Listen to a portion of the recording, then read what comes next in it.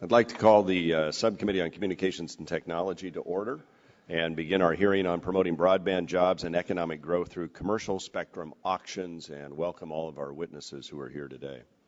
Spectrum legislation presents a tremendous opportunity to promote wireless broadband, to spur economic growth, to create jobs, and generate significant revenue for the American taxpayer. This hearing will focus not only on how we might advance our goals by auctioning currently available spectrum, but also how we might create a marketplace where licenses can voluntarily return spectrum for broadband in exchange for a share of auction proceeds. The communications industry in America is in a time of massive change. Americans' voracious appetite for mobility has made wireless service an overwhelmingly popular way for Americans to stay connected. In fact, nearly 1 in 4 Americans has cut the cord, as it were, relying solely on wireless for their voice communications needs.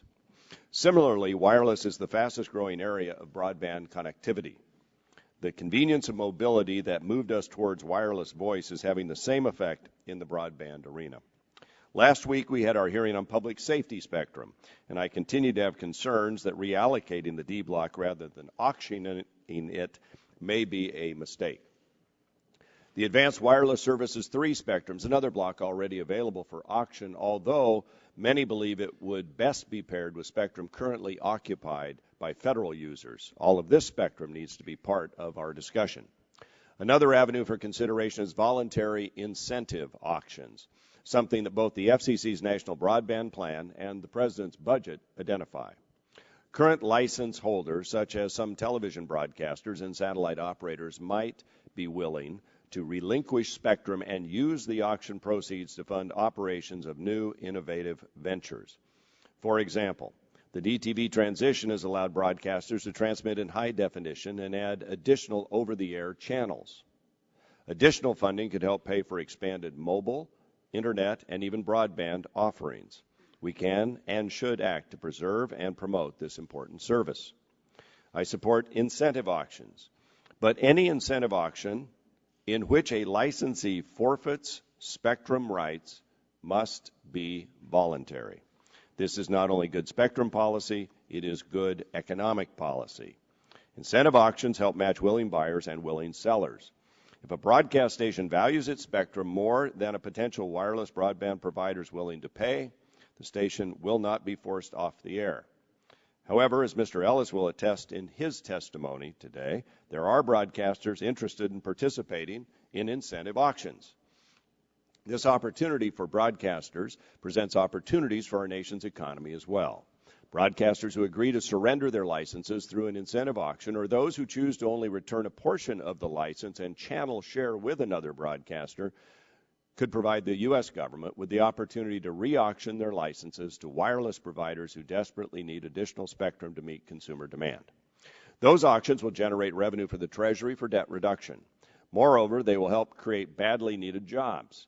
Build out of wireless networks in an infrastructure project that requires the labor of Americans across a broad cross-section of geography, education, and skill levels.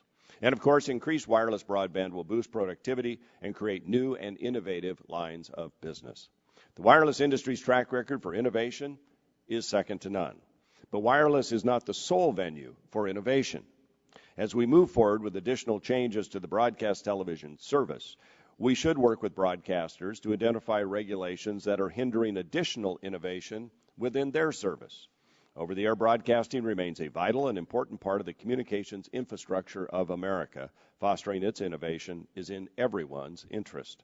I remain confident that a properly crafted incentive auction can benefit broadcasters whether they participate or not, as well as wireless providers, the U.S. Treasury, and the American economy. So today's hearing is designed to help explore how the auctions can be structured to ensure a positive outcome for everyone involved. I thank the witnesses for their participation today. I look forward to your testimony and your responses to the questions that our subcommittee has. And with that, I would yield back my time. Well, I'll yield, let's see, we only have 36 seconds left. I'll yield back the time, and we'll go to Ms. Eshu for an opening statement. Thank you, Mr. Chairman, and good afternoon, everyone, and thank you to all the witnesses that are here today. I'm looking forward to your testimony and to the Q&A.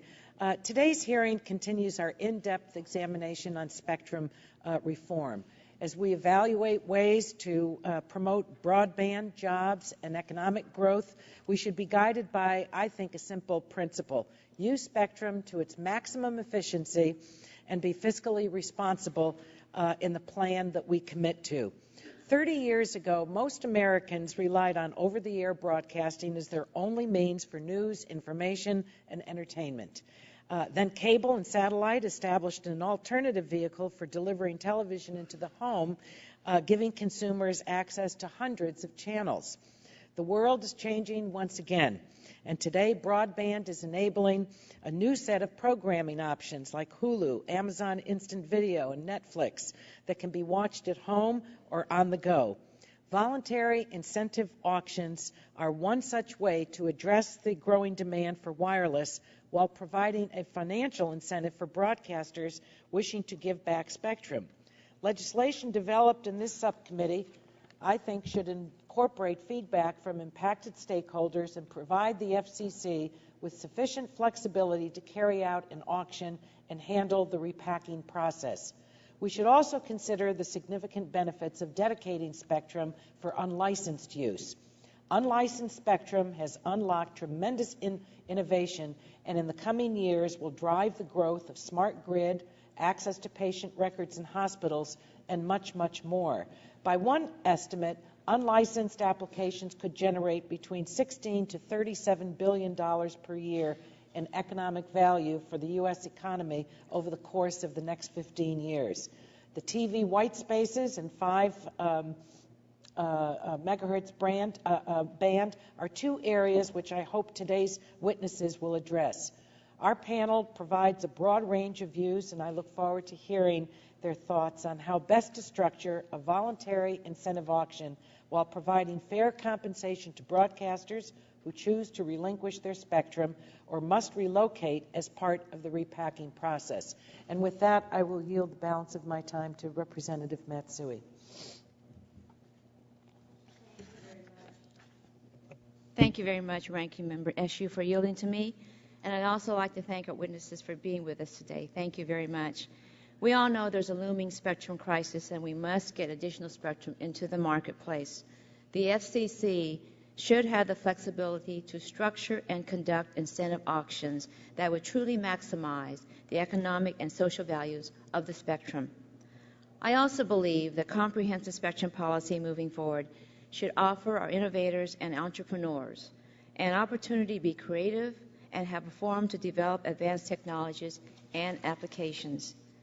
To help spur greater innovation, I'm working on spectrum legislation that incentivizes R&D efforts and promotes unlicensed spectrum use, not only for emerging wireless technologies and applications, but also as a way to support and further advance American leadership in existing unlicensed technologies.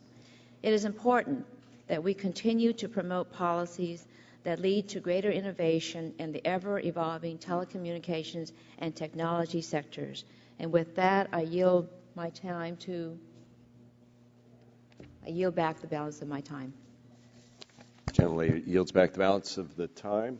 And now I would recognize the gentleman from Nebraska, the Vice Chair of the Subcommittee, Mr. Terry. Thank you, Mr. Chairman. It is our responsibility to ensure that the process by which we allocate the lifeblood of wireless information delivery, spectrum, promotes the needs of broadband carriers while simultaneously recognizing the value of this spectrum to the existing license holders, not only for existing critical uses, but for the future innovations.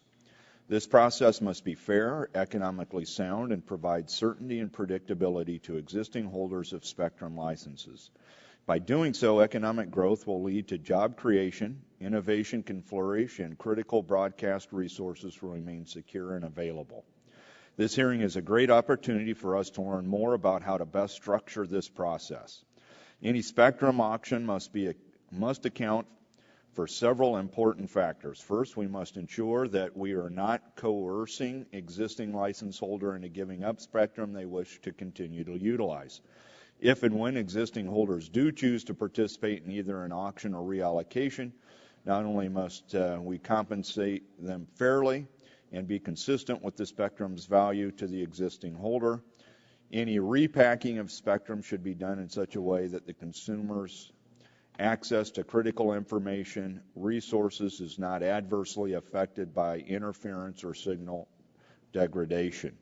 With these goals in mind, I look forward to working with my colleagues in crafting the solutions. Our witnesses today here bring much expertise from a cross-stakeholder community, and I look forward to listening and learning from them here today. Yield back. Mr. Stearns, do you have some comments? Thank you, Mr. Chairman. I'll just take a little over a minute. Last October, the FCC estimated that a spectrum deficit approaching 300 megahertz is likely by the year 2014, not very far away. And simply the benefit of releasing additional spectrum is likely to provide $100 billion to the Treasury. Not a very small figure, in fact. So I think we should, Mr. Chairman, act quickly to draft legislation that provides the FCC with authority to conduct commercial auctions so that by 2014 we'll not face this crisis of shortage. We know that the convergence of the smartphones and tablets, TVs and broadband is continuing onward, and we see that day to day.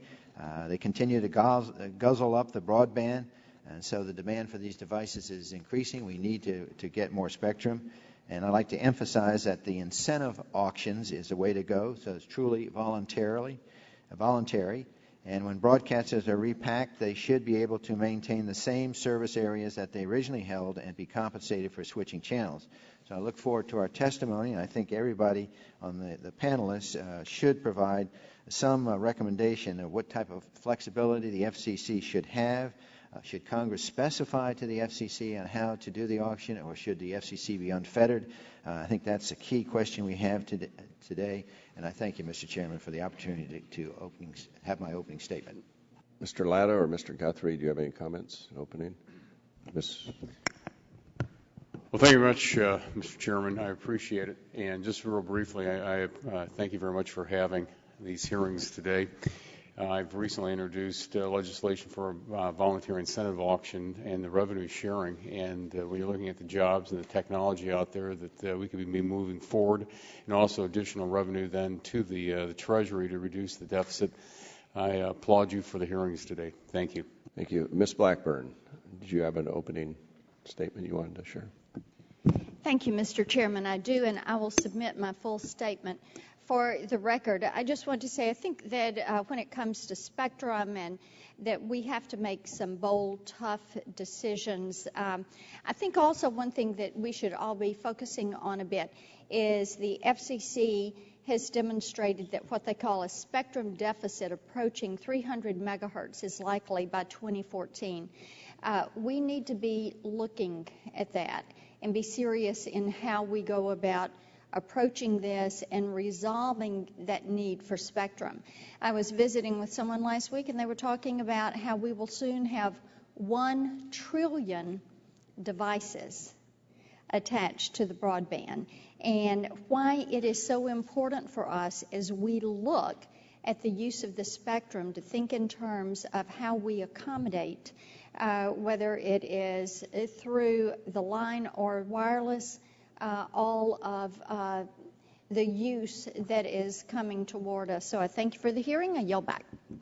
Thank you. All time has expired for opening statements. No, we go to Mr. Waxman. I almost did that again. I'm sorry. Mr. Waxman. Thank you, Mr. Chairman. Since April 12, the Communications and Technology Subcommittee has held 3 hearings on the spectrum policy. Last week, we focused on public safety spectrum and needs for public safety spectrum, while this week we'll examine how we might make additional spectrum available for commercial broadband through incentive auctions. I'm pleased that Chairman Walden and Ranking Member Eshoo are working together to focus the subcommittee's attention on spectrum matters. Smart spectrum policy can help improve public safety, promote broadband, create jobs, and reduce the deficit. I know members on both sides of the aisle recognize what a rare opportunity we have to accomplish several important policy goals by enacting legislation in this area. Incentive auctions are not the only element of smart spectrum policy that we need to address. We also should consider how to utilize federal spectrum resources better, how to encourage spectrum sharing, how to maximize spectrum efficiency across all spectrum bands, and how to balance our mix of licensed and unlicensed spectrum. By authorizing the FCC to conduct incentive auctions, that should be the foundation of our spectrum policy efforts. This is a concept that has bipartisan, bicameral support. At the Energy and Commerce Committee, Representatives Barrow and Latta have both introduced measures that would grant the FCC the ability to conduct incentive auctions. It's also backed by economic experts. In April, more than 100 prominent economists with varying political perspectives wrote to President Obama to endorse incentive auctions as a good way to repurpose spectrum while minimizing transaction costs. Notably, these economists believe that Congress should give the FCC great flexibility to design appropriate auction rules to maximize the benefits of incentive auctions. They note that in 1993, Congress took the then controversial step of authorizing spectrum auctions and allowing the FCC flexibility to design how spectrum auctions should work. The result was a huge success. Since Congress authorized spectrum auctions, the increase in consumer welfare has been dramatic and the economic benefits to our nation substantial. The system implemented by the FCC has been replicated around the world.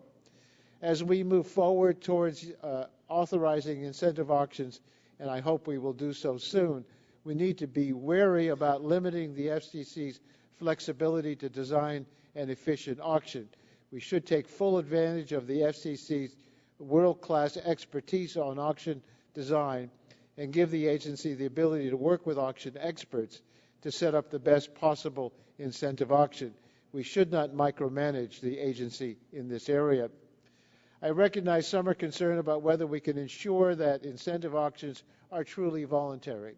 I remain confident that we can find a way to avoid unfairly disadvantaging broadcasters in this process, and I appreciate the broadcasters' stated willingness to work with us to figure this out.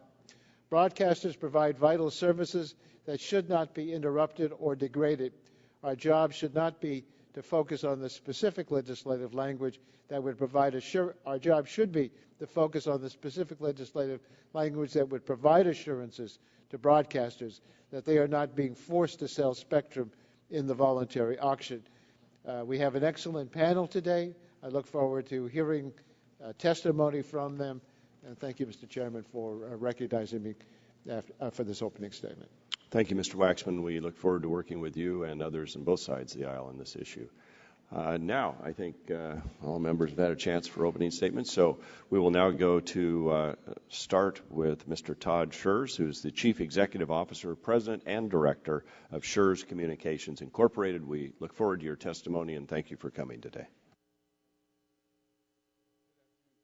You may want to push that microphone button. And just for everybody on the panel, these microphones, for those of you in broadcast, you actually have to work very closely. Okay? If they're a foot away, we don't hear as well, and the little button should light, I think. And then the little boxes in front of you should light up and tell you as your time's running out. You'll get a yellow and then a red, and then, well, I can't tell you what happens after that. It's not pleasant. Thank you very much. Good afternoon, Chairman Walton, Ranking Member Eshoo, and members of the subcommittee. My name is Todd Schurz. I'm the President and CEO of Schurz Communications, based in Mishawaka, Indiana. I'm testifying today on behalf of the National Association of Broadcasters. Schurz Communications began broadcasting in 1922, which makes me a fourth-generation broadcaster. Today, we have 10 television stations, and my company has a presence in 14 states, including Michigan, California, Florida, Georgia, and Pennsylvania. The beauty of television broadcasting is its one-to-many architecture. For high-demand programming, like the Super Bowl, there is no limit to how many viewers can tune in. The same programming delivered on a broadband system would overload the network.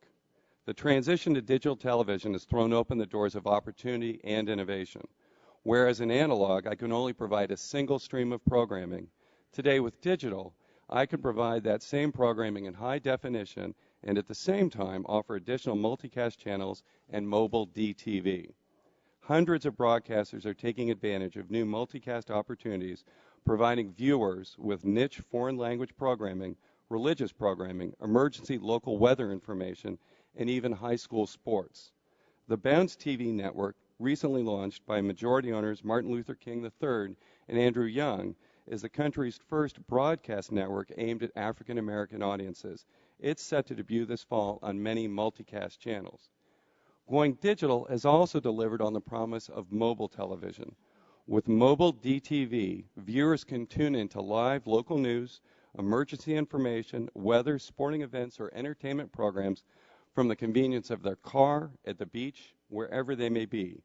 Today, over 70 stations are offering mobile DTV service, and hundreds more are moving forward with the nationwide rollout of mobile DTV. Since the digital television transition, our company has added local news in high definition, multilingual newscasts, and expanded weather programming in our Tornado Alley stations. All of this is available for free. And the future offers additional possibilities, such as datacasting and 3D TV. Broadcasters want to make sure that viewers continue to be the beneficiaries of broadcast innovation. And innovation is necessary for us to stay competitive with an ever-growing number of new competitors. Now remember, it was just 2 years ago that television broadcasters completed the digital television transition. As part of the DTV transition, television broadcasters returned 108 megahertz of spectrum, nearly 30% of our spectrum. This freed up spectrum for both public safety and new commercial wireless services. But as part of that give back, the FCC repacked broadcasters onto fewer channels, which is complex and disruptive for our viewers. Now, just a couple of years later, the FCC has returned to broadcasters, asking us to do it again and asking for another 40% of our spectrum. We are committed to being a part of the broadband solution, but there is only so much that the laws of physics will allow us to do without crippling our ability to serve our local communities now and in the future. Broadcasters have never objected to truly voluntary incentive auctions, but we do feel strongly that protections need to be built into the spectrum legislation to ensure the future competitiveness and viability of local television broadcasting. Here are 4 important safeguards. 1, no broadcaster should be forced to relocate to an inferior spectrum band. 2, any repacking by the FCC should protect viewers by maintaining the current reach of a broadcaster's signal. 3, no station should be subjected to increased interference. And 4, broadcasters should be held harmless from the cost of repacking. Importantly, in the drive to advance broadband and relieve network congestion, we cannot and should not focus only on the spectrum supply. There also needs to be a comprehensive examination of how we can capture more efficiencies from wireless carriers and the consumer electronics industry, including cell splitting and Wi-Fi technology, improved receivers, and migrating to voice over internet protocol. We all know that the pace of technology is unrelenting, and tomorrow's innovations will help solve many of the anticipated wireless capacity issues. In conclusion, we appreciate the committee's thoughtful and deliberate approach to the spectrum issue. Remember, once we reallocate the spectrum, once broadcasters who want to continue to provide service are repacked in a harmful way, there's no going back. We get only one shot at this. We need to do it right to ensure that viewers do not lose access to the news, entertainment, and vital emergency programming that broadcasters provide. I'm as excited about broadcasting's future as we are proud of our heritage. Our company has no plans to return our spectrum. For that reason, I ask that any spectrum legislation be crafted to protect our ability to continue to serve the viewers of our local communities. Thank you, and I'd welcome any questions. Mr. Schurz, thank you for your testimony and for your family's long history of serving your communities. Now I'd like to go to Mr. Bert Ellis, who's president of Titan Broadcast Management. Mr. Ellis, we welcome you here today and look forward to your testimony as well. Good afternoon, Congressmen and Congresswomen. My name is Bert Ellis, and I am the president of Titan Broadcasting. And we currently own and or operate 13 television stations. The FCC would like us broadcasters to repack down to channels 14 to 30 to free up an additional 120 megahertz of spectrum. There are several major problems with this proposal. First, there are just too many broadcast signals currently on the air in primarily the top 10 to 20 markets to repack into these 17 remaining UHF channels. Consequently, some small number of television stations, 75 by my count, must be purchased and shut down, presumably through a voluntary incentive-based auction. Now, if Dr. Connolly and the FCC can design a reverse auction system that is to their advantage, so be it, so long as the broadcaster's decision to sell or repack is still totally voluntary. And voluntary means the FCC cannot set the selling price for these stations via caps, via percentages, or any other such valuation restriction, only via market forces. As the chairman said, my company is, under certain circumstances, willing to sell the spectrum for some of our stations. We are open to this consideration. However, the FCC still needs to repack all the remaining stations such that the stations are not impaired financially or via signal. Mr. Schurz has already addressed this, so I will not rehash that, but I stand by those concerns as well. But finally, in my view, the FCC needs to use this whole process to provide a win-win for the broadcast industry and Americans in general. Fortunately, the FCC and Congress does have the power to offer up two very powerful incentives to the industry that also advance the National Broadband Plan. Option number one, the FCC and Congress can either mandate or use their bully pulpit to convince the wireless carriers and the handset tablet manufacturers to incorporate mobile tuners into all new handsets and tablets. This would help the broadcast industry fast launch mobile services, and not just mobile services for personal entertainment, but also mobile services that could be the basis for a national emergency alert communications network. We have incorporated plans for just such a national emergency network into the Mobile 500 rollout plans that were announced only yesterday. Now, I've been told over and over and over again that this tuner option is DOA, but I just don't believe it. It would seem very simple to me to make this a condition of the wireless companies participating in the spectrum auctions, as well as in the AT&T-T-Mobile merger approval. And I am sure Qualcomm, to my left, would gladly make these new chips. Option two, the FCC can finance and facilitate the transition from our current 8 VSB broadcast modulation technology to OFDM. A new OFDM broadcast standard would come with three huge advantages for the FCC, the broadcast industry, and the consumer. One, the FCC. OFDM would permit the FCC to much more densely repack the broadcast stations, allowing more channels in each market to be used. Two, the broadcast industry. It will allow one broadcast channel to broadcast almost twice the current capability of 19.4 megabits. This would enable broadcasters to support a national LTE-based emergency alert network. Mobile broadcasting offers the best and fastest means for the U.S. to create such a national emergency network. And third, to the consumer, OFDM allows broadcast signals on any device to be picked up by one chip. Consequently, this chip can be manufactured in large numbers very cheaply and can be embedded in handsets, tablets, computers, and televisions. This will allow a seamless mobile viewing methodology. A person can watch a newscast, a ball game, anything on their handset, then their tablet, then their television in a seamless manner. They will not miss a frame of viewing. This is the holy grail of future mobile. This is what the consumer wants.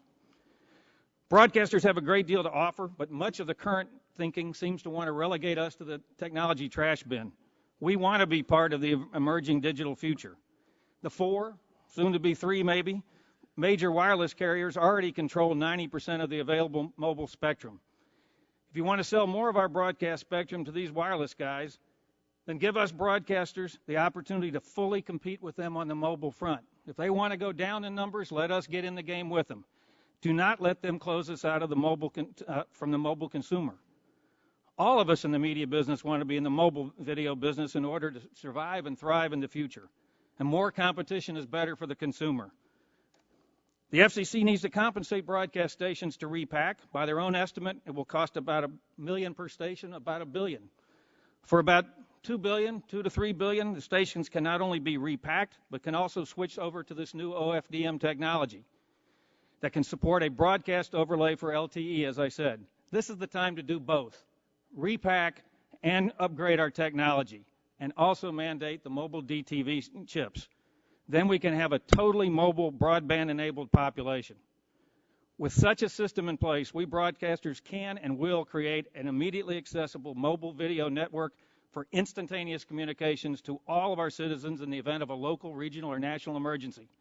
Mobile broadcasting was the technology that worked in Japan during their crisis. The one-to-one architecture of the cellular system failed. Mobile broadcasting worked. There is a win-win agenda here. I support such. Thank you. Mr. Ellis, thank you for your suggestions, your testimony, and your service. Now we'll go to Mr. Christopher Gutman McCabe, who is Vice President for Regulatory Affairs of CTIA, the Wireless Association. We appreciate your testimony today and look forward to it, and thank you for being here. Sure, thank you. Good afternoon, Chairman Walton, Ranking Member Eshoo, and members of the subcommittee. On behalf of CTIA, thank you for the chance to speak to you today about promoting broadband, jobs, and economic growth through commercial spectrum auctions. CTI believes these objectives are achievable and mutually reinforcing. For that reason, we urge you to act at the earliest possible date to enact legislation that will authorize incentive auctions and allow additional licensed spectrum to be made available for commercial wireless use. Today, we are the world's clear leader in wireless broadband. Although the United States is home to less than 5% of the world's population and just shy of 6% of global wireless subscribers, the U.S. claims more than 20% of global high-speed wireless broadband subscribers. This leadership helps to create a competitive advantage for the United States. But to maintain this advantage, we need to ensure that there is a sufficient pipeline of spectrum available to meet the exploding demand for wireless broadband services. We urge you to address this with dispatch, as delay puts at risk not only our world leadership in this critical industry, but also lost or delayed investment, innovation, and productivity that are critical to our nation's economy. The growth in the demand for mobile broadband and the corresponding need for additional spectrum has been well documented both by the government and respected private sector parties. Even conservative estimates project U.S. mobile data traffic to grow by a factor of more than 20 between the end of last year and 2015. This demand is being driven by consumers' migration from feature phones to smartphones and tablets that, while employing advances in spectral and computing efficiency, allow consumers to demand more and thus strain wireless networks to an unprecedented manner.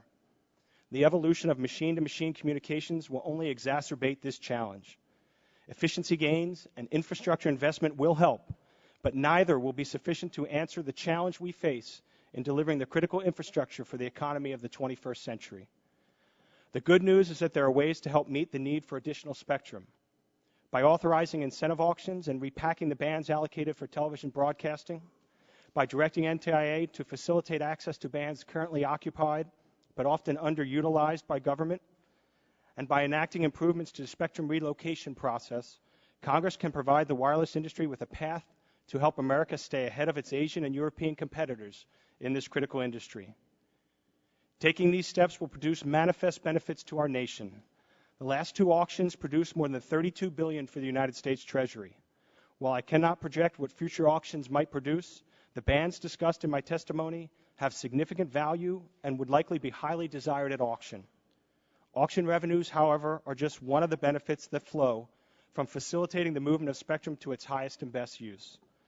Once spectrum is in the hands of those who value it, significant investment, entrepreneurial activity, and productivity will result. Since 2006, CTIA's carrier members have been directly responsible for nearly $111 billion in network investment. Because a dollar invested in wireless deployment is estimated to result in as much as $7 to $10 in expanded GDP, this past investment has contributed to keeping the U.S. economy afloat during a difficult economic period. Going forward, wireless investment and this multiplier will be critical to helping create sustainable economic growth in the United States. Perhaps more importantly, unlocking additional spectrum can help to create new employment opportunities. From the forging of steel for new towers and the construction of additional cell sites to the development of new network equipment and the writing of our next must-have application, bringing spectrum to market will create thousands of American jobs. Some economists estimate that the job growth related to the investment in next-generation wireless technologies could be as high as 200,000 new positions. And that estimate does not account for positions in adjacent fields as wireless becomes a key input into areas such as healthcare, energy, education, transportation, and logistics. Enabling the next generation of service and ensuring our world leadership in wireless should be a national imperative. Done properly, we can make needed spectrum available for ubiquitous mobile broadband, treat relocated broadcasters and government users fairly, produce significant revenue for the U.S. Treasury, and help grow the U.S. economy. CTI looks forward to working with you to achieve these objectives, and I look forward to your questions. Thank you. Thank you, Mr. Gutman-McCabe. We appreciate your testimony.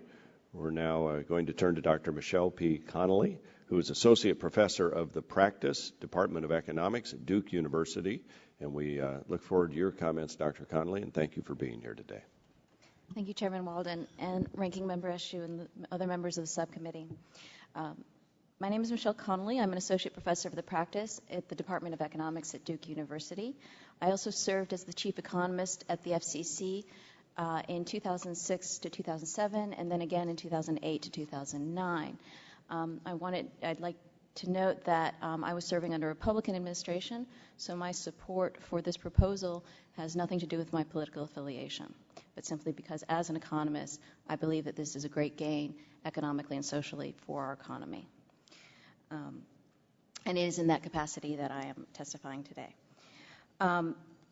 From this perspective, whenever we're looking at policy, we want to make sure that the gains of choosing this new policy outweigh any costs to our economy and to our society. And specifically here, we're concerned about the cost to the broadcasters and the cost to the people who rely on over-the-air broadcasts. So when I'm looking at this, I want to bring a little bit of information to the discussion. Firstly, we know that over-the-air viewing is done by less than 10% or less of the current TV viewing population. So we're talking about a small and declining population. Secondly, the two of the three options that would be provided to broadcasters do not involve cessation of over-the-air broadcasting. So this would minimize any impact on television viewers.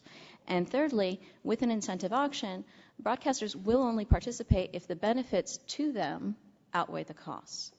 And to that extent, I think this will help minimize any costs to implementing this plan. And by costs, I mean welfare costs. In terms of the benefits, there has been a lot of macroeconomic evidence that suggests that information communications technology has a great benefit to our macro economy. In the late 1990s, several studies confirmed that labor at between 56 to 67% of labor productivity growth could be attributed to information communications technology. And then from 2000 to 2006, that estimate was about 38%. One thing to note is that when firm-level studies have been done, the gains in terms of productivity are not equally spread. So gains in terms of productivity are specific to certain communities who are able to take advantage, specific to certain industries and certain communities who are able to take advantage of broadband. That's on the production side. On the consumption side, of course, this is nothing, all the gains are to consumers equally, and there is no region specificity to it. I also want to talk a little bit about incentive auctions, simply because this is an area that is very complicated. I still don't understand it entirely, and I thought it might be useful to give a little bit of background on what is really being proposed here. So the idea is that there would first be what economists would call a reverse auction for broadcasters. And in this, the FCC would specify certain actions that could be taken. They've been discussed before. And the broadcasters would offer bids for being willing to undertake these different auctions, should the bid be accepted. So if the bid is accepted, they would be required to then undertake that action. If the bid is not accepted, they would not be required to take one of those three actions. And I think that this is useful for the broadcasters because this is what makes it a voluntary action. I was asked by the committee to try and estimate a possible range of bids that broadcasters might make. I am smart enough to know that my estimate will be incorrect. But I would estimate, based on the fact that they have these options, that the range might be in the range of about $0.05 per megahertz pop at the low end to maybe 0.08 megahertz pop on the high end. This is assuming that there is sufficient competition in the auction. And this is, I think, a key point. So there will be markets where there might be a broadcaster in a channel that's in the key area that we need to have contiguous spectrum. The FCC must be allowed to move people involuntarily out of that spectrum to another location, because otherwise you will get holdouts. There won't be enough competition. Someone knows that they're placed strategically, then they can bid 5 times their valuation in an attempt to extract that extra money, because then they know if they don't get their bid, they won't be able to be moved, and then the whole auction will have served for no purpose. So the reason why the FCC is requesting that after the bidding process occurs, that they be allowed to relocate people who are still located in that key region and compensate them economically for the costs of the move so that they aren't burdened by that, is because without that, you will not get a true auction. You will not get a true competition. Even with that, there may be other things that might interfere with the bids, but if we don't have that, then you will not get true valuation bids. And there are no two ways about that. So I think that is a crucial thing to mention. The last thing is the forward auction. Once this occurs, we can estimate a supply curve that we would need to generate the amount of spectrum, contiguous spectrum, that the FCC would want. At that point, there's the forward auction. I assume that the range of values would be at least on par with the 700 megahertz spectrum auction that we had recently. So the range might be anywhere from $0.03 per megahertz pops to up to $3.86 per megahertz pop. That's a huge range, which shows you the markets matter. But one key thing is the more rules that are imposed on the usage for the winning bids, the lower the valuation will be. And any rules that increase uncertainty over the usage will lower the value.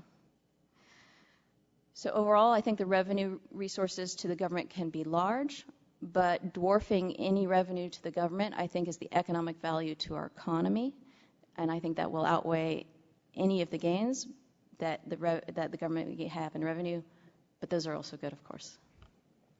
Thank you, Dr. Connolly. We appreciate your comments.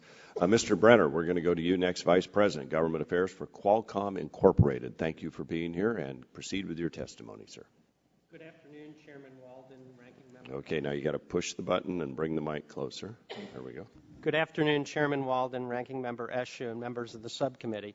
It's a special honor for me to testify here this morning. 30 years ago to the day, I began working as an intern to this very subcommittee. What a great experience that was for a college student.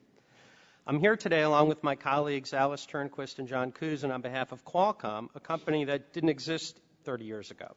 5 years after my internship here, Qualcomm was formed. Today, Qualcomm is the world's leading manufacturer of chips for cell phones, smartphones, and other wireless devices. The policies pursued by this subcommittee, in particular the move to spectrum auctions in the early 1990s, the reallocation of spectrum for the first PCS auctions, and the DTV transition have helped fuel the enormous growth in the American wireless industry. At Qualcomm, we spend over $2 billion each year in research and development to invent the most spectrally efficient technologies, to achieve the greatest capacity and best performance from every sliver of spectrum, licensed and unlicensed. We know that spectrum is precious and expensive based on our own experience with spectrum auctions. Although our main business is developing wireless technologies, licensing them to other companies, and selling chips based on those technologies, we've purchased licensed spectrum in auctions held in the United States, the United Kingdom, and India to facilitate the deployment of our new technologies. Qualcomm's technologies are used in the 3G and 4G devices that Americans just can't get enough of. We all want our mobile devices to work all the time and wherever we happen to be, and that requires the use of licensed spectrum. Let me explain why I say that.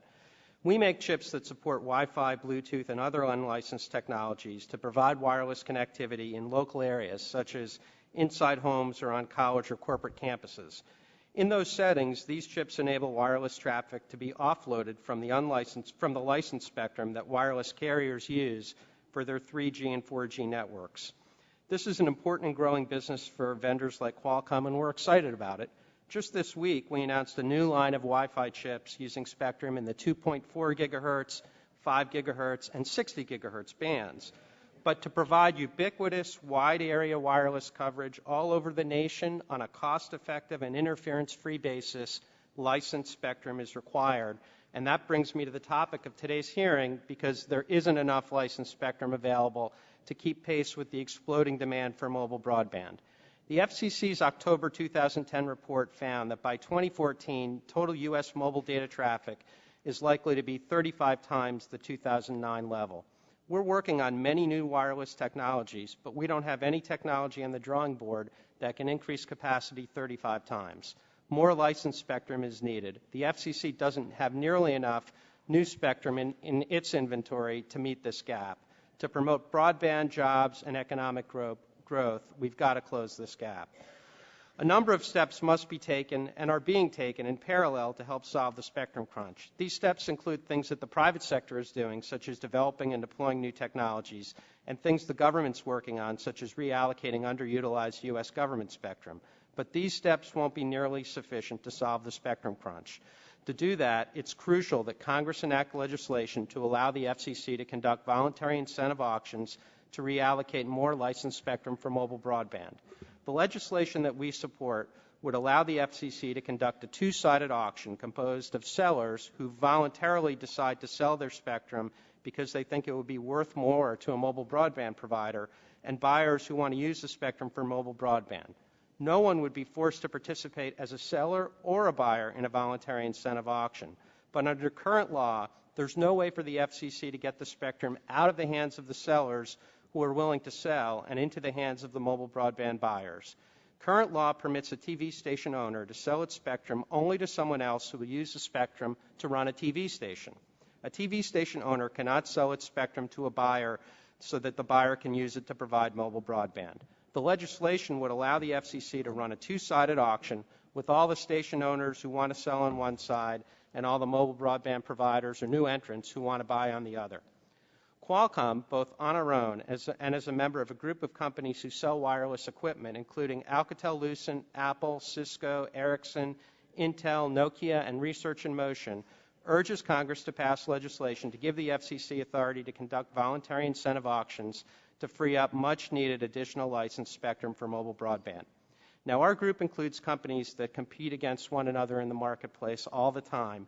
We make equipment using both licensed and unlicensed spectrum. But we all agree on 3 points. First, the spectrum crunch is real. Second, more licensed spectrum is necessary to solve the spectrum crunch. And third, authorizing the FCC to conduct voluntary incentive auctions is essential to solving the spectrum crunch. Passage of legislation authorizing voluntary incentive auctions would be a win-win-win-win.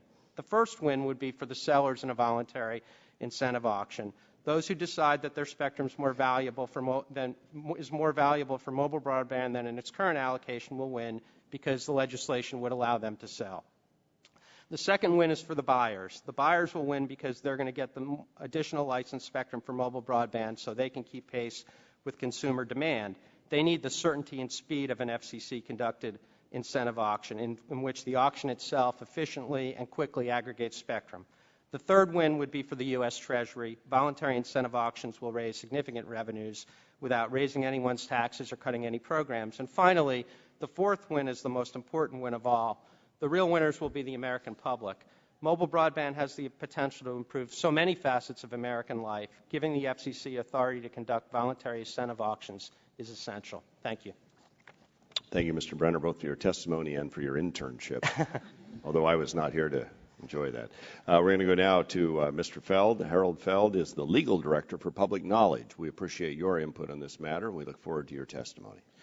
Thank you, Mr. Chairman. Before you start, I'm going to just, they're going to ring bells here for a vote, a 15-minute vote. We're going to have you finish your testimony, and then when you're done, we'll plan to resume at about 1:25. So that'll give everybody a little break here before we go into Q&A. Mr. Feld, please continue. Yes. My thanks to you, Mr. Chairman, Ms. Ranking Member, and the subcommittee. I am Legal Director of Public Knowledge. I am pleased to speak to you this morning on behalf of the Public Interest Spectrum Coalition about buttons and buttonholes. Buttons are tangible objects. They are things that people easily understand and think about. Buttonholes are a designated empty space. Most people don't think about the importance of buttonholes when they're buttoning their clothes, but without those empty spaces, you're not going to keep your coat closed. You need both. That's what I'm here to talk about in terms of spectrum policy, which is the empty spaces in the spectrum, the white spaces, particularly in the broadcast spectrum. The policy objectives that we've all talked about here today of encouraging innovation, increasing economic activity, which helps to reduce the deficit as well as improving all of our lives. All of these things are critically important, and we can achieve them, but we must not look at this just through the lens of a Congressional Budget Office score. In fact, I will state further that if we focus only on raising revenue, or more precisely, what we think sitting here now, years out from an auction, a very complicated structure that we think will raise revenue, the spectrum crisis will become a spectrum Armageddon, resulting in higher costs, stifled innovation, and reduced global competitiveness. The worst thing that could happen is, what if they gave an incentive auction and nobody came because we structured it poorly? White spaces are unique in spectrum policy. They've been enthusiastically supported by Republican FCC chairmen and commissioners and today's Democratic chairmen and commissioners. White spaces exist without preconceived uses and so are open to any entrepreneur or technologist with a good idea. They are the most deregulatory approach to spectrum policy we have. As FCC Commissioner McDowell said, the Commission's actions approving TV white spaces help to bring more broadband to consumers as quickly as innovation rather than as quickly as government will allow. The results have been spectacular for the U.S. economy. The short history of unlicensed spectrum has allowed the development of what were considered junk bands to yield tens of billions of dollars in economic gains and activities. The unlicensed spectrum now being considered in the prime broadcast bands promises to surpass that previous success. This is truly unlicensed 4G. Allowing for additional allocation of national unlicensed spectrum under the 1 gigahertz band with its superior characteristics of penetration and long distance, allow for the creation of gigabit capacity wireless LANs in offices, schools, high-density residential areas, mesh networks capable of many miles of coverage at a fraction of the cost of current Wi-Fi technology. Such gains don't show up in a CBO score, but they result in increased revenues for the federal government through investment, job creation, and economic productivity on an annual basis. Rural areas will be able to be served with high-capacity wireless broadband service. Low barriers to entry for unlicensed allow these rural providers to serve their communities without winning licenses at auction, which they cannot afford to do. Indeed, areas that cannot be profitably served with licensed spectrum because of the cost of winning licenses are now being served with existing Wi-Fi without universal service subsidies, and will be better served and more broadly served with white spaces spectrum. Already we are starting to see the fruits of projects like these in places as diverse as Claudeville, Virginia, with a population of 916, to the much larger city of Houston. In order for this future to come about, for there to be a spectrum for smart grid coordination, machine-to-machine communication, inventory tracking, and the rest, Congress has to make certain that the white spaces are protected by giving the FCC discretion in structuring and conducting auctions. The investors and companies that are building this technology today must believe there is a future for this here in the United States. The United Kingdom is also looking at white spaces technology, as are China and Brazil, and if investors and companies do not believe there is a future here for this innovative new technology, they will take their investment and their jobs elsewhere. Providing the FCC flexible authority to conduct incentive auctions and allowing the agency to pursue a broad approach to spectrum policy that is not exclusively tied to raising revenue will be the most effective means of promoting broadband, job creation, and economic growth. I just want to add that this is not an either-or. Rarely in policy do we have a chance to have it all. We can keep broadcasting as a vital service for this country. We can have significant new license for auction, and we can have a vibrant white spaces which will provide us with exciting new technologies for the benefit of all Americans. Mr. Brenner just says he doesn't have a technology right now that would allow them to increase their capacity by 35 times. I don't have one either, but by creating a test bed, a place where these technologies can develop at very low cost and be deployed quickly and effectively, such as the white spaces, I have a very good suspicion of where that technology will come from. Thank you, and I look forward to your questions. Mr. Feld, thank you very much for your comments as well. We appreciate the testimony of all of our witnesses. We're in the middle of a vote now, so again, please plan to return no later than 1:25, and we'll resume the hearing at that point for questions from the members. With that, we stand in recess.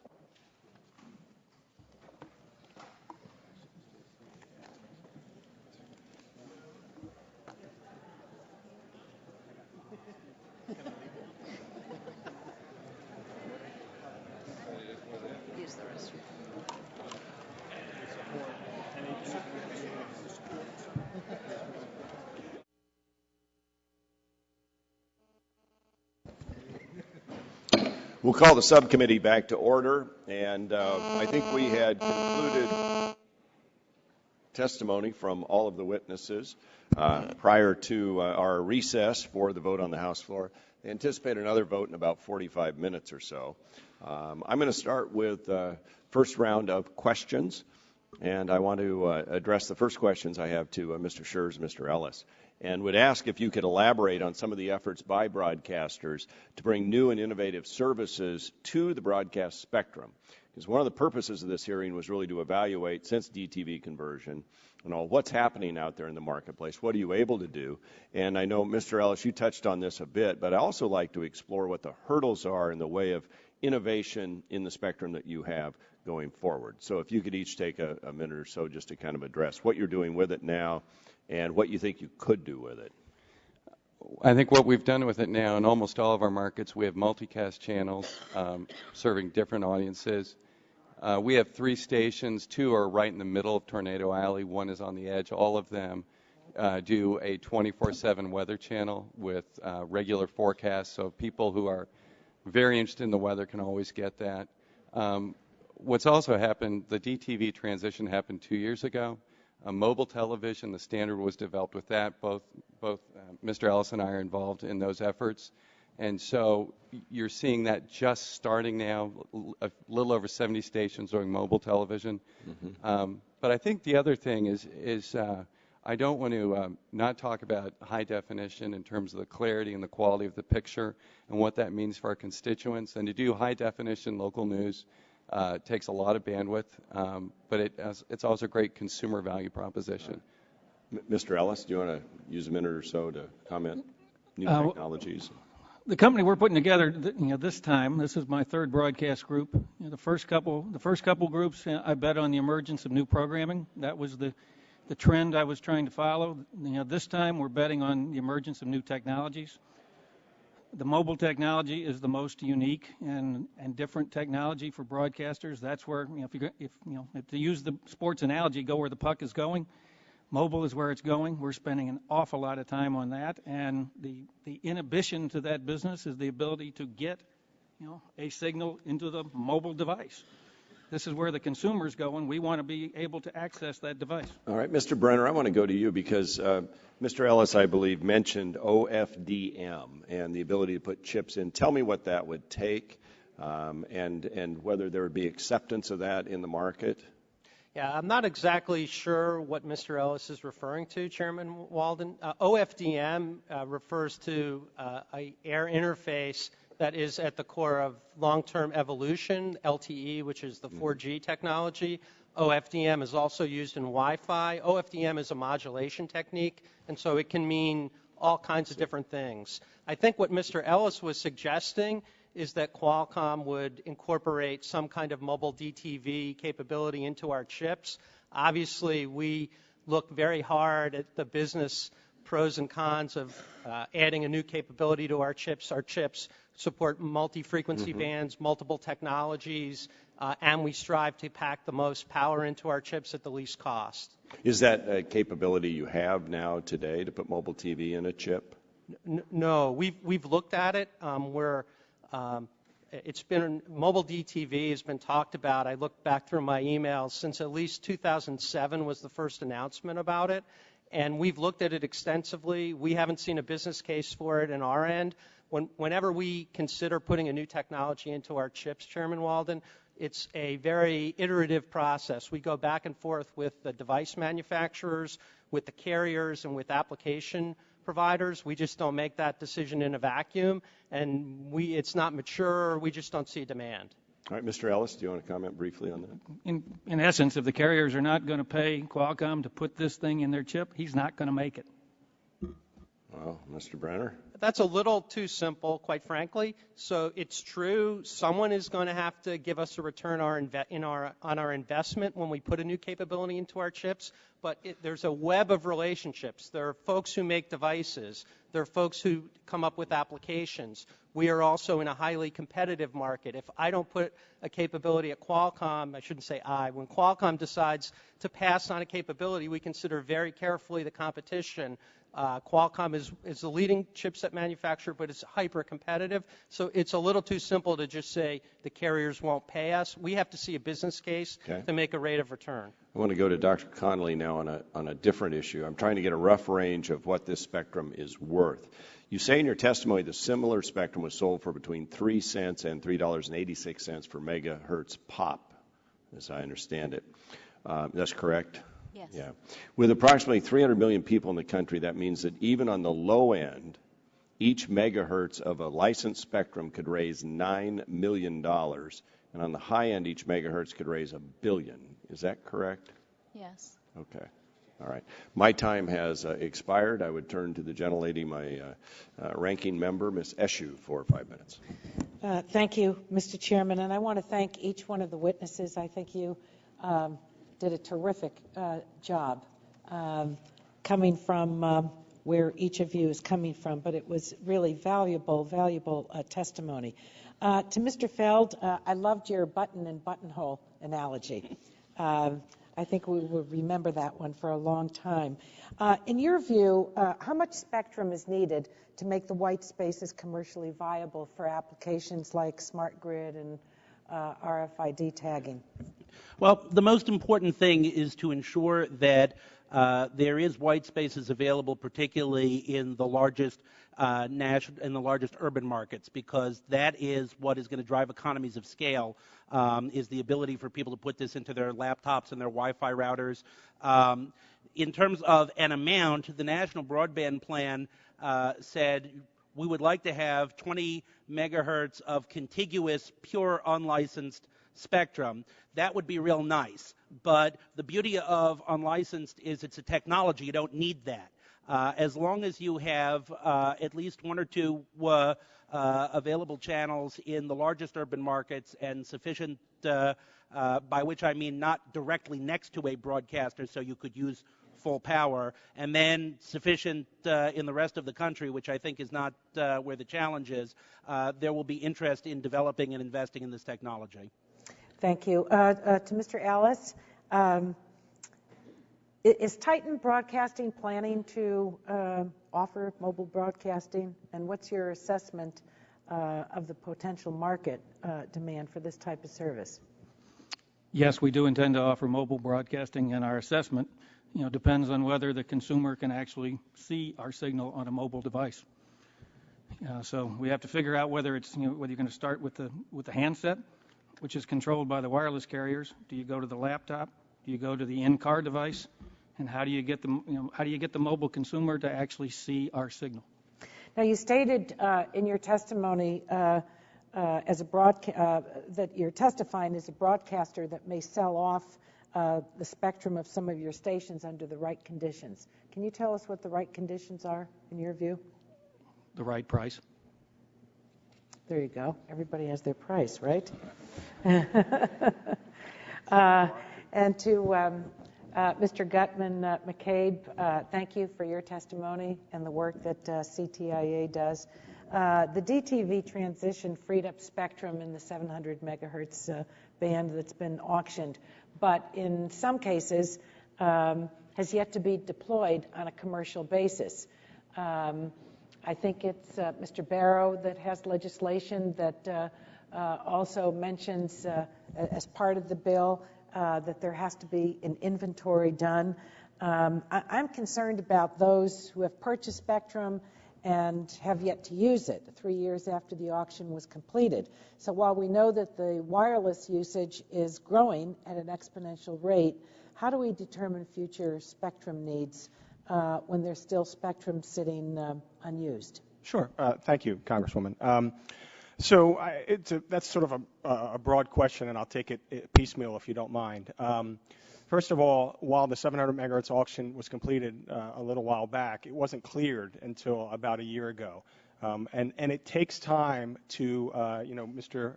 Brenner and Qualcomm and companies like that and Ericsson that do the infrastructure need to make sure that the spectrum is available and cleared, and they begin the process of developing technology to implement on the network side and on the handset side. What's the average length of time to prepare what the spectrum that's bought bringing it, to making use of it on the market? Sure, and I guess it depends upon if their standards have been developed, but it could be, a year to 3 to 4 years. And you must keep in mind that these companies spend tens of billions of dollars. The last 2 auctions raised $33 billion. So they need to answer to Wall Street. They need to have a return on their investment. And they do move forward, and they move forward, really quickly. In the last 10 years since I've been at CTIA, we've gone from analog to digital to 3rd generation, and now we're looking at 4th generation deployments, all in a 10-year period. As far as your question about how do we determine what the future need is in terms of spectrum, whether it's Kleiner Perkins in your area or the folks in Silicon Valley or the Informa Group, or you could sort of go on and on, they've all suggested that there will be upwards of a 35 times increase in demand. And we've tried to simplify that. I've tried to simplify that in my mind.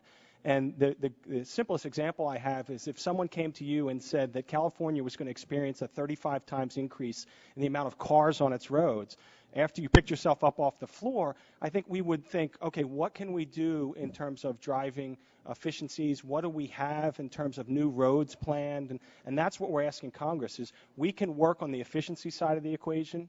We can implement picocells and femtocells. We need help with the roads, and for our roads, our spectrum. And we need help preparing for that tremendous increase, which is happening. I mean, we say preparing. Data traffic doubled from 2009 to 2010. And so we're seeing that. Thank you very much. Thank you. We now go to the Vice Chair of the Subcommittee, Mr. Terry. Before I do that, Mr. Kinzinger has a document he'd like to put in the record with unanimous consent from Radio Inc. regarding radio stations involved in helping residents in Joplin after the tornadoes, Clear Channel especially. So, thank you, Mr. Kinzinger. Without objection, that'll be in the record. Mr. Terry. Thank you. So, Mr. Schurz, despite your affinity for Notre Dame. Yes, sir. I think Mr. Ellis probably answered this very bluntly, but I think a case has been made that more spectrum is needed. TV stations have spectrum, and as I said in my opening, it's important that there's not a taking of your spectrum, that it has to be voluntary. But what will it take to get you, I'm not negotiating here, but you on behalf of others generally, define voluntary for me? What is it going to take so that you would volunteer to give up some of your spectrum? The definition of voluntary means that there are no negative ramifications for participating or for not participating. So I think the FCC can design such an auction. My concern principally is that for those people who choose not to participate, that you, and kind of the things I chatted about in my statement in terms of no one being forced to relocate to an inferior spectrum band, that all viewers can keep seeing the channels and stations they see now, that no station is subject to increased interference, and that broadcasters should be held harmless from the cost of repacking. When I never heard the term win-win-win-win before today's hearing, and I like that term. I think what we're looking for is that people who want to stay in the business, it's don't lose. And really, it's not the broadcasters, it's our viewers and our communities. Let me also add to the don't lose that if there are spectrum fees and other costs, I think that is probably not in the spirit of voluntary. Such as? Such as that if we choose not to participate in the auction, repacking is involuntary. We understand that. We'd like to have the safeguards and protections on a going forward basis so there's no harm to the business and to the viewers and communities. But we certainly don't expect or want to see increased fees, spectrum fees, if we choose not to participate. And how do you answer Dr. Conley's statement that if there isn't some mechanism to force holdouts, that it will actually degrade the value of the spectrum that may be auctioned off? Do you agree that that could happen? from all the discussions I've seen about the way the auction is being considered, and there is no definitive auction yet, but there's a lot of discussion. My expectation is I think that they will probably find a way that would be equitable and that you would limit the holdouts. But, the question is, no one is, Mr. Ellis is here because they said, gee, you might sell, and he said that. People ask how much spectrum, who's selling. No one knows the answer to that question. Dr. Conley, why don't we work through this a little bit more? How do you see that we can provide enough incentives, the win-win-win or not lose win-win, and not have a situation where we have to engage in a taking?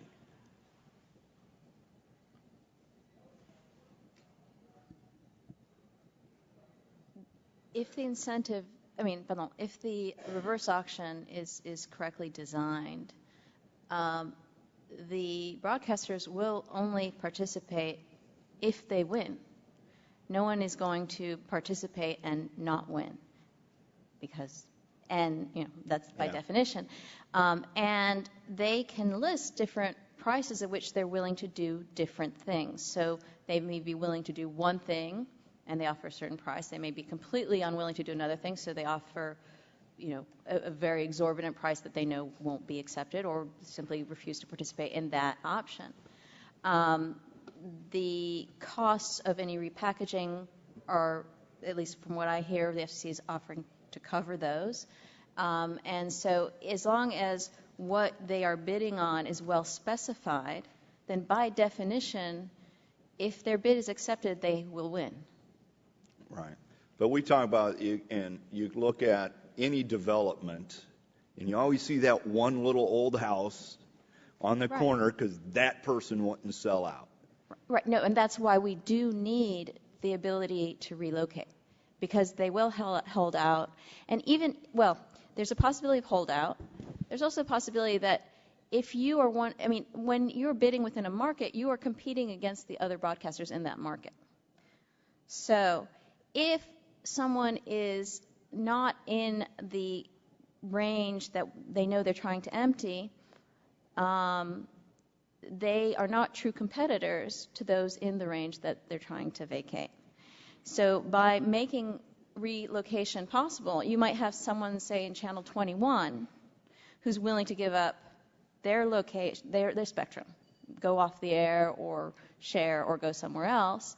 And if someone in channel 40 is unwilling to, then 21 can sell their spectrum their rights to that spectrum, and then we can move someone to channel 21. So it means that more broadcasters within a given market will be competing for these bids to vacate spectrum. And by having that forced relocation, then the other people outside that key band become competitors. So not only is it an issue of holdout, but just general competition. The more competition there is, the more the bids are going to become true valuations for the broadcasters themselves. So it's not just for the one holdout. It's a general statement of overall competition in the bids. Thank you. Mr. Dingell, Chairman Emeritus of the committee, we turn to you now for 5 minutes. Thank you for your courtesy, and I want to thank the distinguished gentlewoman from California, Ms. Matsui. Thank you. This is not the first time we have visited this question. In earlier hearings, I've expressed my strong doubt that such auctions can in fact be truly voluntary.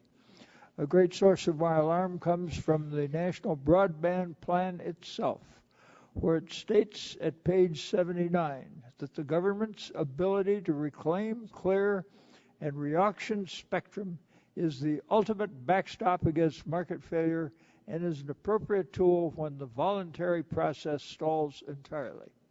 I would note that we are looking at this against a lot of actions by the Commission and the Office of Management and Budget, which have taken place without us having a real understanding of what spectrum is going where and being used by who and sat upon by who else.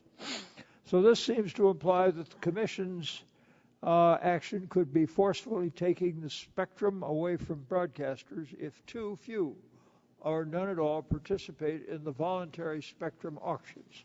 Now, to all witnesses, starting with Mr. Schurz, yes or no? Would you support such action by the Commission? Yes or no? Which action? Taking the spectrum forcefully from broadcasters. No. Mr. Ellis? No. We support voluntary auctions. Ma'am? Yes or no? Auctions, yes. And you, sir? I always talk about voluntary incentive auctions. And sir? Voluntary auctions. Only. All right. Now, to all witnesses again, do you agree that broadcasters who are willing to participate in an incentive auction should be permitted to do so in exchange for a fair share of such auctions proceeds and set the reserve price of the spectrum it wishes to auction? Yes or no? Mr. Sherman? Yes. Yes. Mr. Ellis? Yes. Ma'am? Yes or no? Who defines fair proceeds? Well, I'm not quite sure I can, but... That's the question. So I would say no, because I don't think anyone can define that other than by the bid value. Thank you. Next witness. I'm sorry to just raise a quibble here, but the use of the term reserve price, I don't quite understand. Well, I'm assuming that the reserve price is the price that would be fixed by the Commission as the price below which no auction would take place and no sale would take place. Yes or no? Okay, can I just clarify, Congressman Dingell? The reason why I'm asking is normally I have the same understanding of a reserve price. I've bid in 3 auctions over the years, and there's an aggregate price for the entire auction that the auctioneer sets. It has nothing to do with the individual bid. Any bid is limited, please. Yes or no? Or we'll put you down as in doubt. I'm not sure. Next witness. Depends on what result you want. All right. To all witnesses, in other words, if the FCC is overly restrictive in how re-auctioned spectrum can be used, we'll end up with a fine mess on our hands, just like the auction of the D block. Am I correct in that? Starting with you, Mr. Schurz. Yes. Yes or no? Mr. Ellis? Yes. Next witness? Yes, you're potentially correct. Ma'am, if you please. Yes. Sir? Yes. Next witness? Yes. Thank you, ladies and gentlemen. Now, to all witnesses again, similarly, the goal of any incentive auction, in addition to fairness to those who surrender the spectrum, should be to maximize the revenue to the Treasury. Yes or no? Starting with Mr. Schurz. Yes. Mr. Ellis? No. That should be a significant part of it, yes. Ma'am? No. Sir? Yes, a significant part. Last witness? Absolutely not. All right. Now, I would like to explore this channel relocation just a bit more. Now, to Mr. Schurz and Ellis, both of you have considerable technical experience as broadcasters.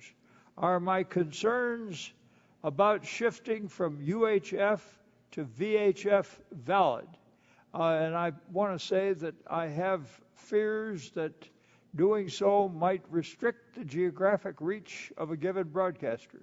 Second, I think going from UHF to VHF will impair the broadcaster's ability to transmit digital signals. So, are my concerns about shifting from UHF to VHF valid? Yes or no? Yes, I know our company's had specific instances of that, no question. Mr. Ellis? Yes, VHF does not work. Now, again to Mr. Schurz and Mr. Ellis. Further, do you believe that reducing a broadcaster's ability to transmit digital signals puts it at a disadvantage vis-a-vis the other content providers? Yes or no?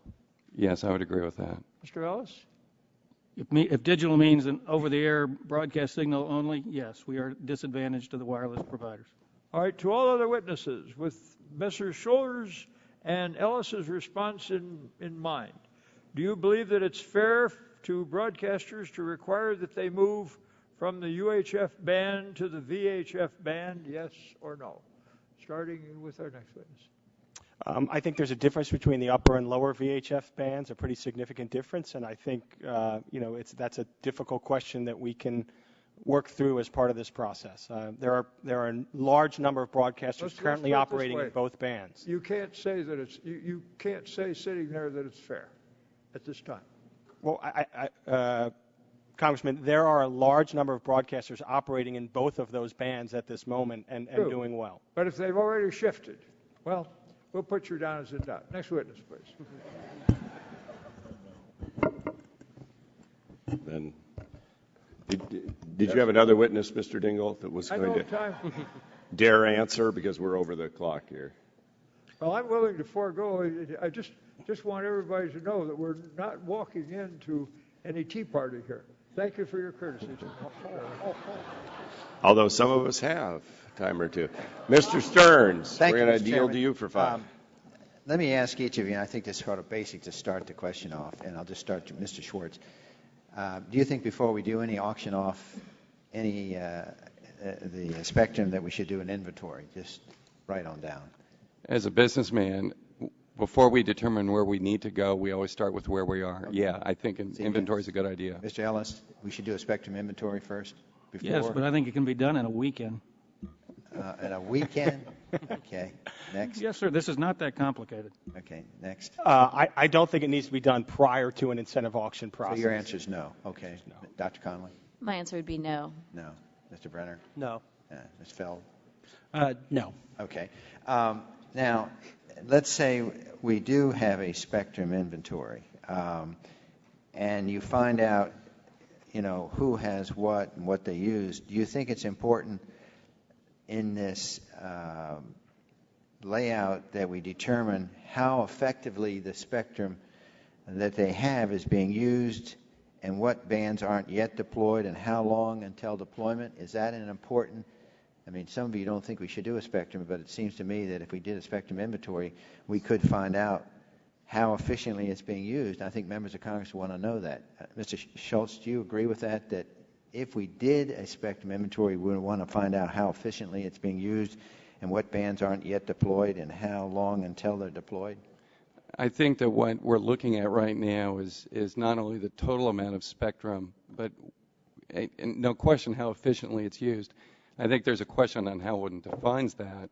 Broadcasters have 6 megahertz. We use the 6 megahertz. So there could be a lot of quibbling over the details. But, yeah, I think it's a good idea. Okay. Mr. Ellis? As a prudent businessman, I think you should always know how you're using your product. Okay. Yes. Yes. Our concern isn't with an inventory. It's that the suggestion that you might need to do it before you move forward with incentive auctions. And so, that's what I'm asking. Yeah. So we believe a solid, legitimate inventory of the government side of the equation, the commercial side, is fine. Which would include how effectively it's being used. Yes, although I think we would all share concerns about who would define that and how it would be defined. I mean, in our case... Is it hard to define? Yes. Okay. Dr. Conley?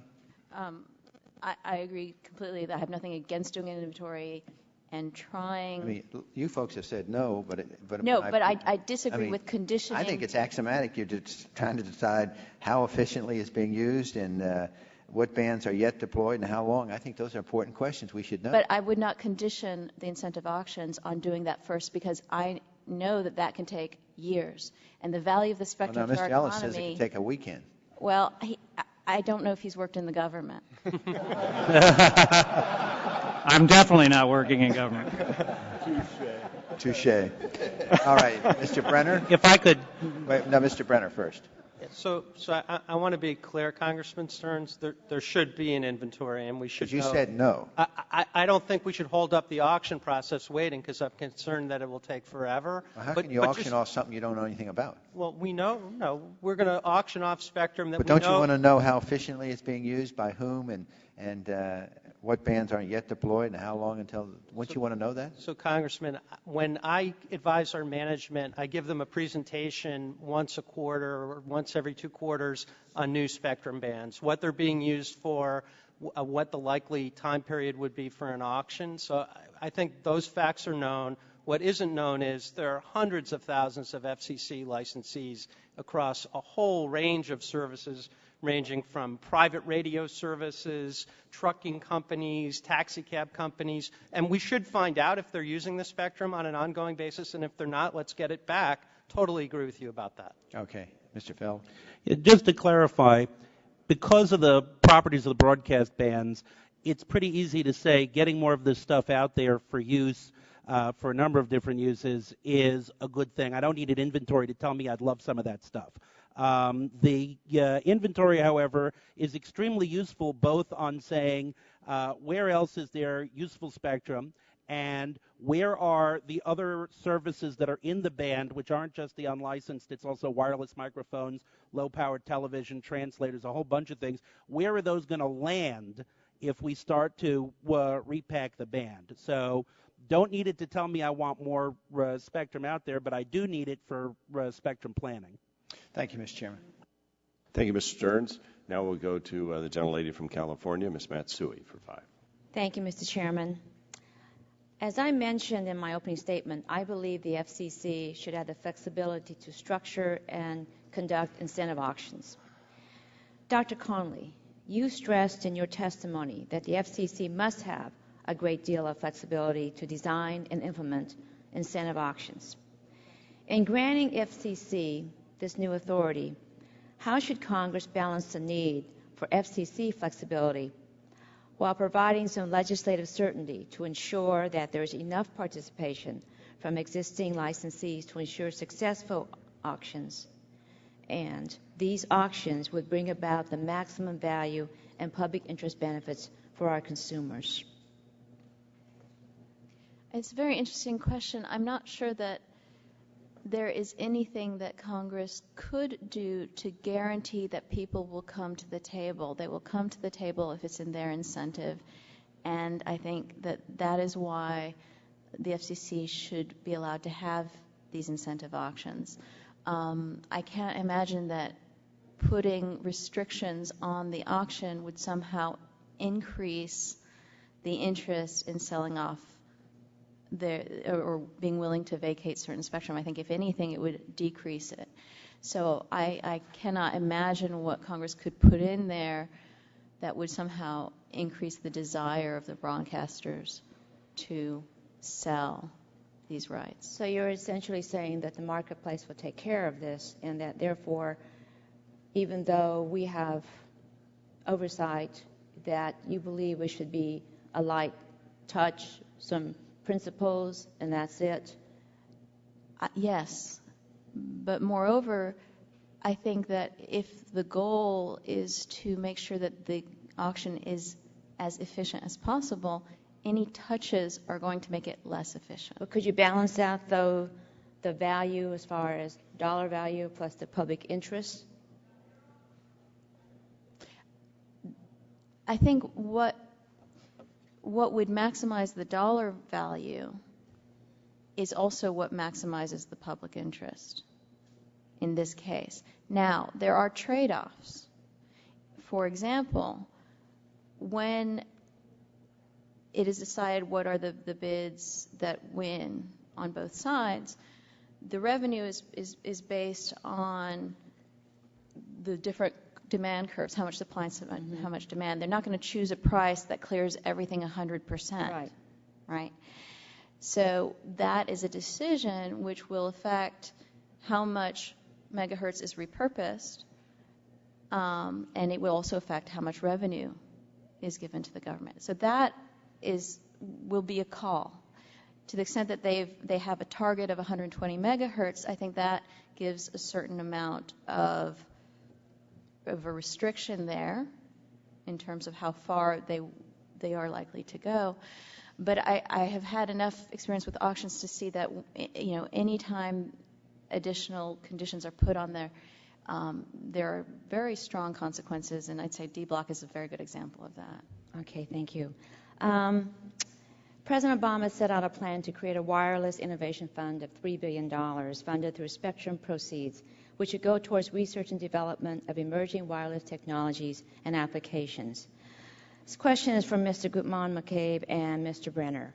We all know that R&D is essential to keeping America competitive. In the context of spectrum, what does this mean for your industry and its ability to develop the next wireless technologies and applications. Sure. Thank you, Congresswoman. So CTI has a large number of members who invest billions, if not tens of billions of dollars each year, and Mr. Brenner will talk a little bit about his company, who is a member. We tend to try to do our best to facilitate that in the private sector, and we believe there are probably two ways that Congress could significantly help that. One is the purpose of this hearing today, to talk about getting more spectrum to market and funding the network infrastructure such that people want to feel comfortable putting R&D dollars to work. The second is, and it's something that's been proposed by you and Ranking Member Eshoo and Congressman Stearns, and that's taking the R&D tax credit and making it permanent, providing the ability for companies like Qualcomm and others to say, hey, we've got a future that we understand that makes sense, and we're not revisiting this every couple years. And for us, that sort of making that tax credit permanent will provide a heck of an incentive for our industry. The last thing I would add, which we've just discovered recently at CTI, is we talk a lot about R&D within the United States, and I think we focus on U.S. companies, which is key and important, companies like Qualcomm. But what we've learned is because we've become the hub, the epicenter of wireless, whether it's the apps world or the network world or the device world, we're finding foreign companies are moving their R&D facilities here into the United States. And we're finding more and more foreign-based companies with their R&D facilities in California, in Texas, and in other states. And we think that's because we have the right ecosystem to facilitate that. Great. I'm sorry, Ms. Brown, I ran out of time, but a quick comment from you. Well, research and development is synonymous with Qualcomm. As I said in my testimony, we spend $2 billion every year on research and development, about over 20 cents of every dollar that we make in revenue. So we are constantly researching new technologies. It's essential. Well, thank you very much, and I know I've really run out of time. Thank you, Mr. Chairman. It's all right. We want to get the answers. Thank you, Ms. Matsui. We'll go now to Ms. Blackburn. Thank you for being here, and we'll look forward to your questions. Thank you, Mr. Chairman, and thank you to our witnesses, and thank you for your patience. I love hearing you all talk about the innovation, and I'm glad we just touched on the R&D tax credit, because the innovators that I'm talking to in Tennessee, some of them I've been working with for years, because I ran the Tennessee Film, Entertainment, Music, and Interactive Technologies component of our state government at one point in my career, and innovators want that certainty, and regulatory uncertainty right now is just a bear, and they talk about it to us quite a bit. Listening to you all, I would imagine each and every one of you know somebody who is innovating some new application or attachment for the broadband, and they're waiting to see what is going to happen with spectrum. So let's just say Congress sits on their hands and that nothing is done. So what would be, Mr. Brenner, let me just throw this to you. What do you think would happen if we see this spectrum crunch get worse? Because we know that capacity, demand is outpacing the capacity. And if Congress doesn't free up some of the spectrum for commercial broadband, what do you see that impact being on the economy and on jobs? It would be an extremely detrimental impact on the economy and jobs, Congresswoman Blackburn.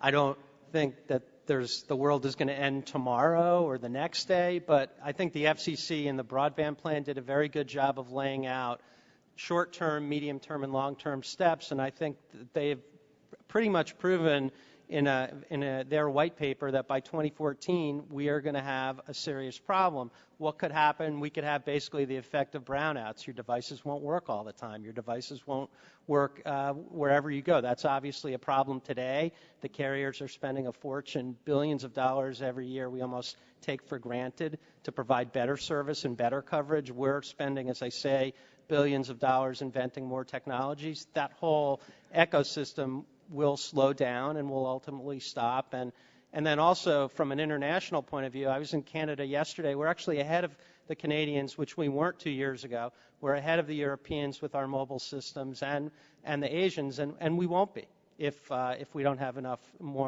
licensed spectrum coming online. You know, I find it so interesting when you equate it to the brownouts, because so many of our entertainment industry innovators in the spectrum have become financial service innovators and healthcare delivery system innovators, and we're seeing a tremendous amount of parallels, if you will, in those industries. And I know that is something they bring forward to us all the time, is wanting the certainty of the availability of that spectrum. Mr. Goodman. Yes, Congresswoman, I would point you to an article, a kind of timely article in the Wall Street Journal this week that talked about India and the impact of not bringing enough spectrum has had on the Indian market. I think we all think of India as a really rapidly emerging market, and yet in the last 2 years, because of the failure to bring additional spectrum to market, their capital expenditures have gone down 42%. And they said that by 2015, they will not be able to serve a third of their mobile broadband customers, which could have a 1% impact on Indian GDP. And the article ties it directly to not bringing spectrum and not allowing these companies to really to move forward. Okay. And that's a macro level, but I think it's illustrative. Okay, Mr. Ellis. I do not think it's a spectrum problem. I think it's an architecture problem. You know, the one-to-one architecture of the wireless industry, you know, is always going to have a problem, no matter how much spectrum. If eventually they do run out of spectrum, either because they don't get it now or they don't get the next slug they're going to need later, the solution to this is a partnership between broadcasters and wireless. We have a very efficient methodology for delivering, you know, high content video. They have a very inefficient methodology. The two of us could work some great things together. Okay. Dr. Connolly, I've got just 30 seconds left. You have talked around the issue of the auctions, the incentive auctions, and I agree with your comment about the D block.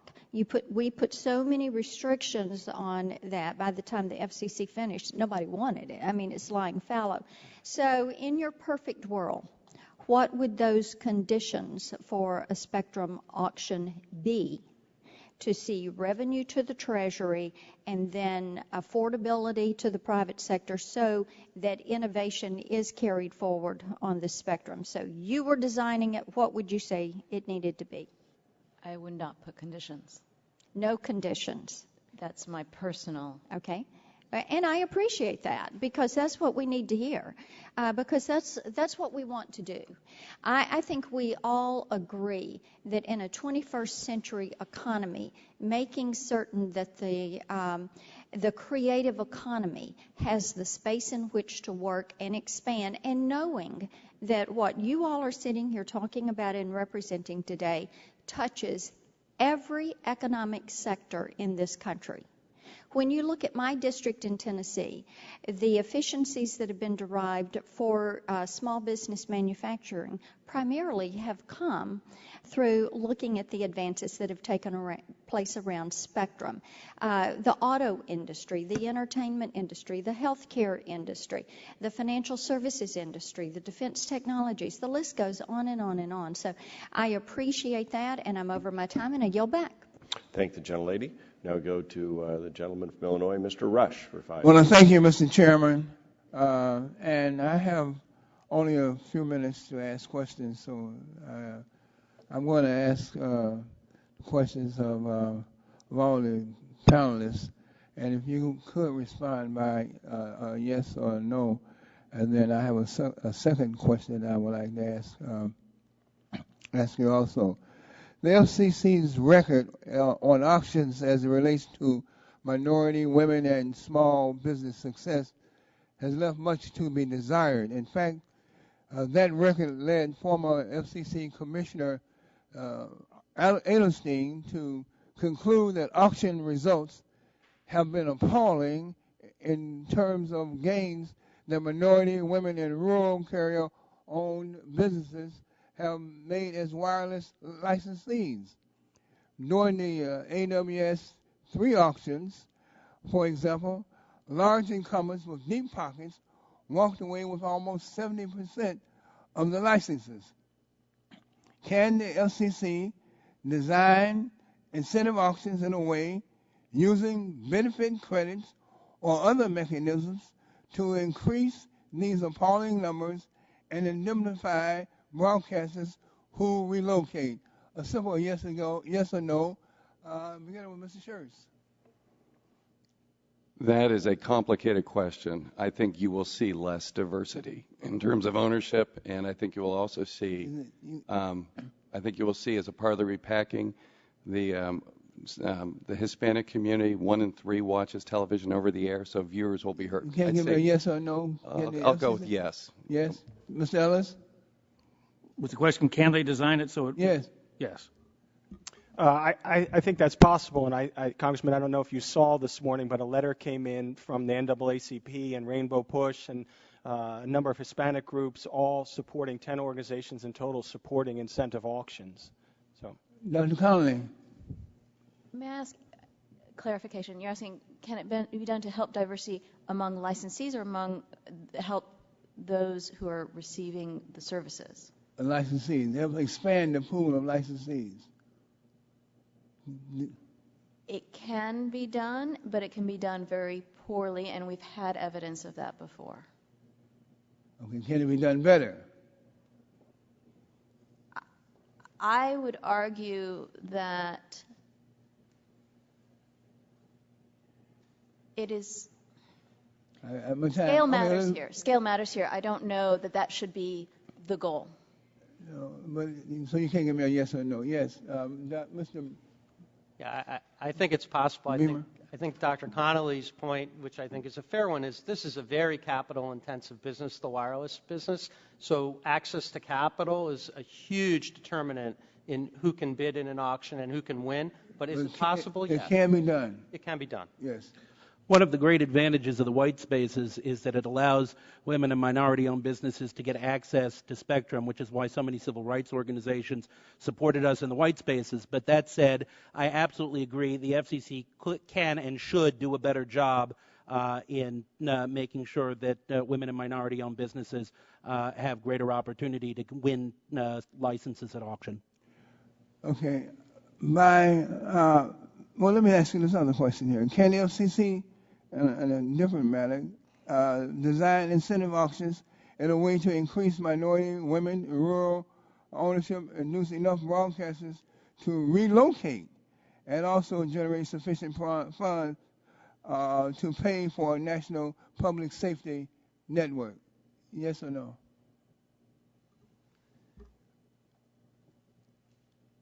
I think the answer to that is yes. I mean, you're talking about auction design. Yes. I think it's possible, and I think the question about funding a public safety network is going to be one that's hashed out with you and others in this committee, and I think that's a difficult question that's going to take a lot of thought.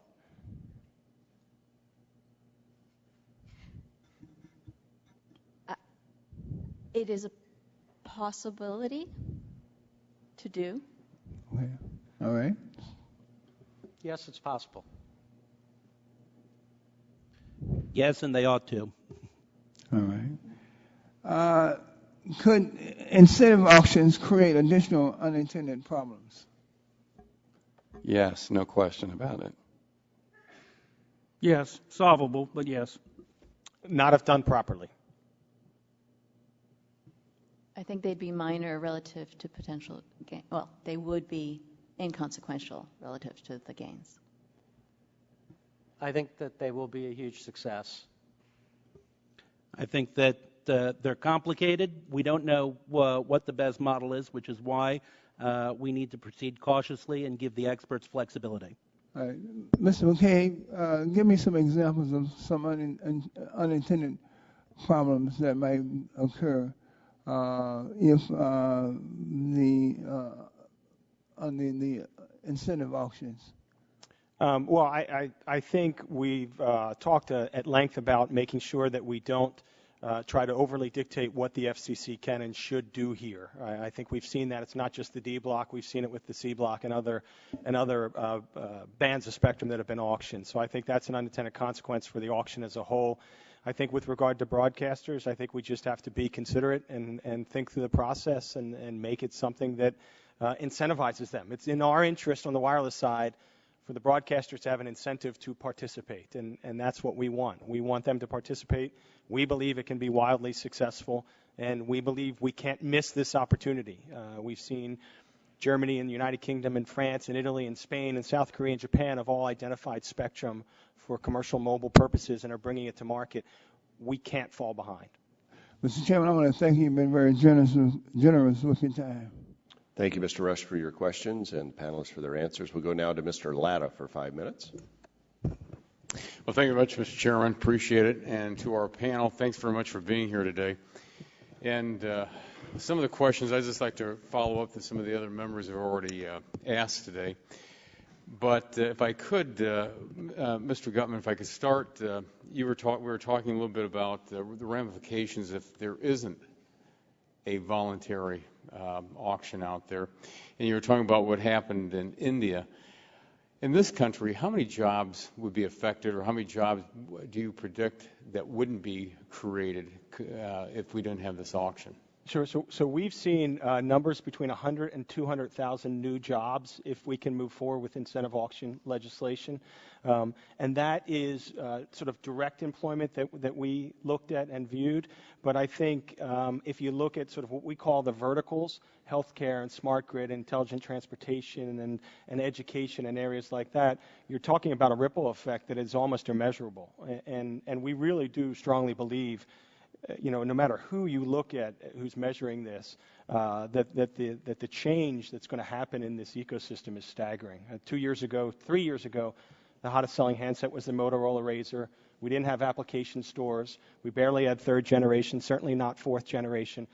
We didn't have tablets. And I think when we looked at Kleiner-Perkins study, looked at the first 3 quarters after the launch of the iPod, and they went from 0 to 1 million. The first 3 quarters after the launch of the iPhone went from 0 to 4 million. The first 3 quarters of the iPad went from 0 to 14 million. And so we're seeing a ramp up that's almost vertical. And it's almost impossible to put a number on the value and the jobs and the money that will flow to the economy as a whole. Well, that's going to be my next question. Is there any way to predict what that value would be in dollars? Well, we've seen numbers that have come out of the administration from Mr. Summers that have said for every dollar that goes in terms of investment, it results in $7 to $10 in increased GDP. And so that's a multiplier that we think is probably a legitimate number. Dr. Connolly might know. She gave me that look. But there clearly is a multiplier effect, and we've seen it measured at $7 to $10 for every dollar in investment that goes in. I see that Mr. Ellis would like to make a statement on that. I'm just wondering if anybody's going to hold him to these numbers. I beg your pardon? Is anybody going to hold him to these numbers? Well, every time we see them, they go up, and so I'll say yes. I'll be willing to suggest. I mean, Cisco put out its networking numbers today, and they went up again. And we've got a company here that sells solutions to spectrum problems, saying we need to bring more spectrum to market. If that isn't the greatest illustration that we need some help, I'm not sure what is. Well, and I know Dr. Conley, I think the chairman had asked initially what that value might be, and you'd thrown out a low end and a high end. Could you say what those are again?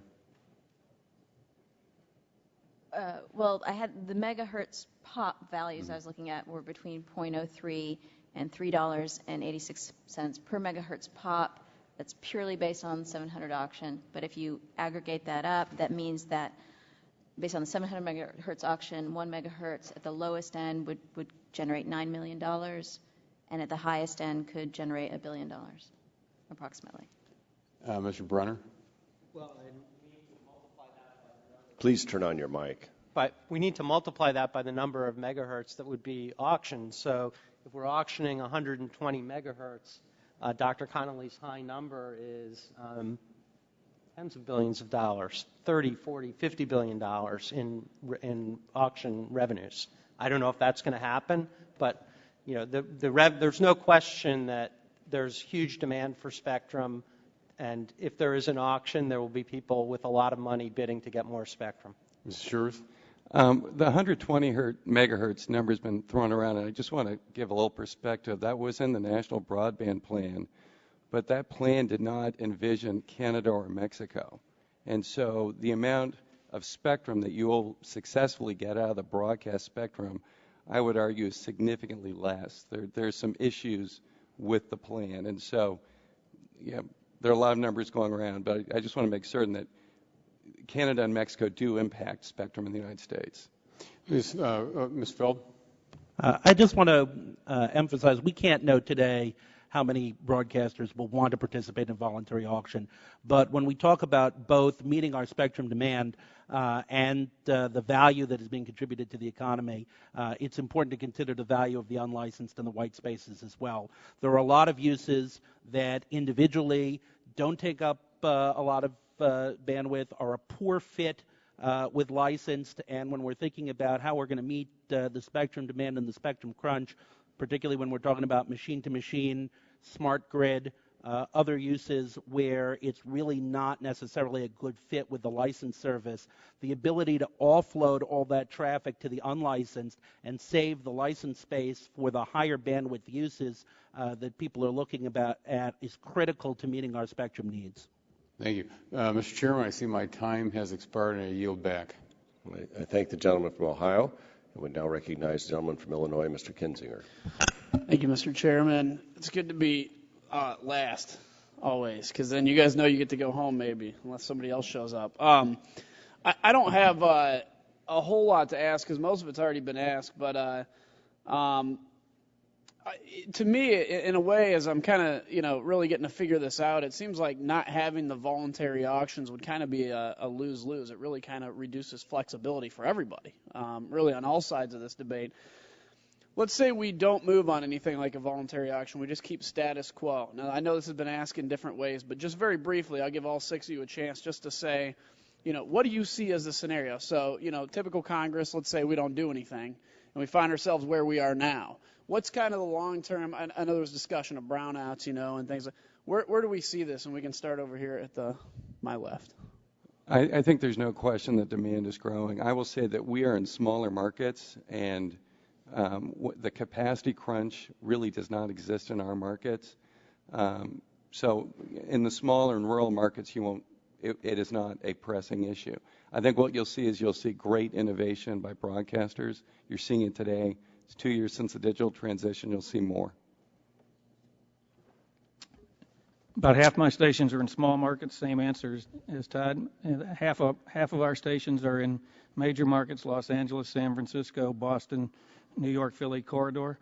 I think if there's no auction, and if we're allowed to do so, we will approach the wireless companies to create partnerships where they can offload some of their high bandwidth content, their broadcasted type content. So you're seeing potential partnerships out of that? Yes, indeed. Okay.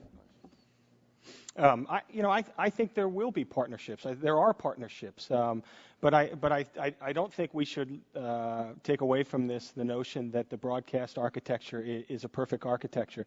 It is great if you want to watch the Super Bowl when the broadcasters want to deliver the Super Bowl, which I do, and that's one of the times I do. But all of you and all of our customers want their content when they want it. And so whether it's large or small, I disagree strongly with the notion that, some of our most active members on the spectrum issue are our smaller carriers who want wider channels, who want to be able to deliver in rural areas what the large carriers want to deliver in urban areas. They want broad, wide channels to deliver the video content, to deliver the PowerPoints and things like that. Thank you. So I strongly urge with all due speed that Congress consider incentive auctions. I don't see. And it seems like it would be creating kind of a market. As I see it, it creates a market mechanism for broadcasters or anybody really to make a decision which best suits them at that moment. Just kind of in general how it seems. Dr. Connolly. I agree. The incentive auction is, I think, the most expedient way that I see in front of us to achieve something that almost everyone believes has huge value. So not doing it, then you're delaying any gains that your economy could have. And as a broadcaster, I would worry that other mechanisms might be used to get that spectrum that would not be as advantageous to them, which is something the broadcasters, I think, is why that the incentive auction is good for them because they can win from it. Okay. So to round out my prior answer where I referred to brownouts, I mean, what's going to happen if Congress doesn't pass the legislation is the folks who do have spectrum are going to continue to face this exploding demand, and they're going to have to ration capacity. They're going to have to assign the bandwidth in some way, and there are only two ways to do it. That is raise prices, and so it just goes to the customers who are willing to pay more, and that's a bad thing for the economy, or there will be this diminution in service. And I don't think there's a third alternative. Okay, just quickly. Good. There's a fine line between taking a problem seriously and panicking. And I don't think we need to panic here. I do not believe we're going to have significant brownouts if we don't pass legislation. And I believe that we've seen a lot of innovation. We've seen a lot of cleverness that's gone on as people have confronted technical challenges. That's one of the things that actually makes this country innovative and great, is that when we hit things like what looks like a wall on spectrum capacity, we find ways around that. Yeah, we're pretty good at that, aren't we? Cool. We're good at being innovative. That's what's amazing. And I also, just to wrap up, I serve a fairly rural district, and one of the things I'm obviously concerned about is continuing to deploy broadband to those folks that are underserved just simply by fact that they don't live around a lot of other people. And so with that, I yield back. Thank the gentleman for his questions. I thank the panelists for their answers, and your testimony has been very helpful to our committee to hear from all of you. I have asked unanimous consent to submit 3 letters to the record, a letter from 112 leading economists, including Dr. Connolly, to President Obama supporting incentive auctions, a letter from 10 groups representing minority interests supporting incentive auctions, and a letter from 33 IT equipment innovators supporting incentive auctions. Without objection, they'll be entered into our record. Again, I thank all of our witnesses today and in the past panels. We intend to tackle this issue head on and in a bipartisan and thoughtful way. And I appreciate your input and that of others in the audience and others watching. We intend to get this right, not only for our country to grow jobs and innovation, but also for public safety to make sure they have an interoperable network taxpayers can afford and that they can always rely upon. So thank you all for your participation. We stand adjourned.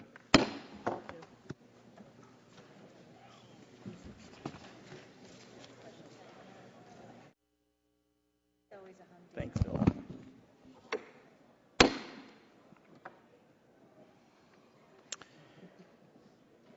This markup addresses a bipartisan bill from our American Energy Initiative, the Jobs and Energy Permitting Act of 2011. Those of us seeking ways to reduce future energy prices and create jobs can make a good start by voting for this bill.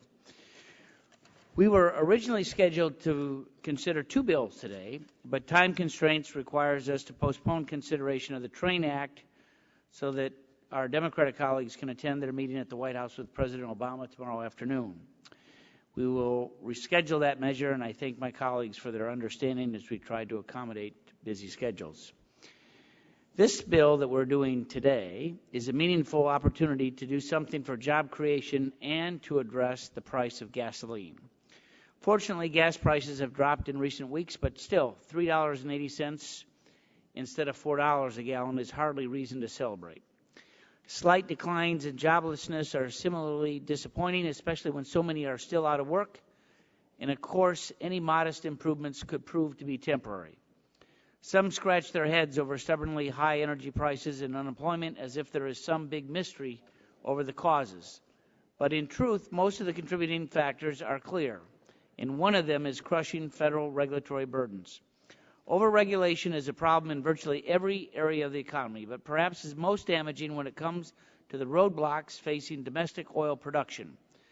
Since January of 2009, this administration has added new layers of delays and outright restrictions on top of a regulatory system that already had too much of both. In fact, a number of offshore energy leases are no better than dry holes, not because the oil isn't there, but because the process of exploration and drilling is held up by delays that never seem to end. Case in point, and something we hope to begin correcting today, are the EPA's years-long permitting delays under the Clean Air Act. These regs have blocked exploration off the coast of Alaska for years and apply to other offshore areas as well. The Gardner-Green Jobs and Energy Permitting Act would break this logjam by providing regulatory certainty for offshore oil production. In the case of Shell Oil's effort to produce oil off the coast of Alaska, permits have yet to be approved after languishing for 5 years at the EPA. Shell testified in a recent hearing that it has drilled 400 exploratory wells around the world in the same time that it has filed its first permits in the U.S. Arctic. We are only jeopardizing our own security with this unnecessarily long process. The Gardner-Green bill will end the perpetual circuit of permits, reviews, and appeals created by EPA's current system for offshore drilling permit approval.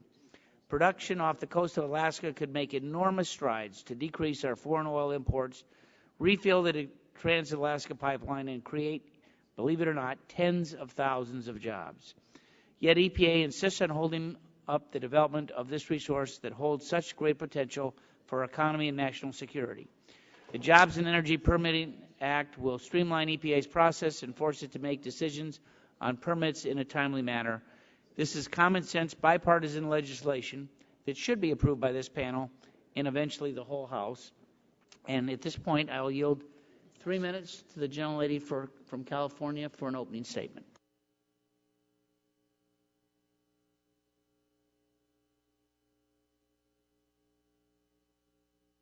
Can you hear me? Can you hear me now? Yeah, great. Thank you, Mr. Chairman. I'm disappointed in the bill that's being taken up, which advances the agenda of the oil and gas industry at the expense of public health. H.R. 2021, the Jobs and Energy Permitting Act, would expedite air permits for oil and gas operations on the Outer Continental Shelf while making it harder and more expensive for citizen groups to raise concerns about a permit.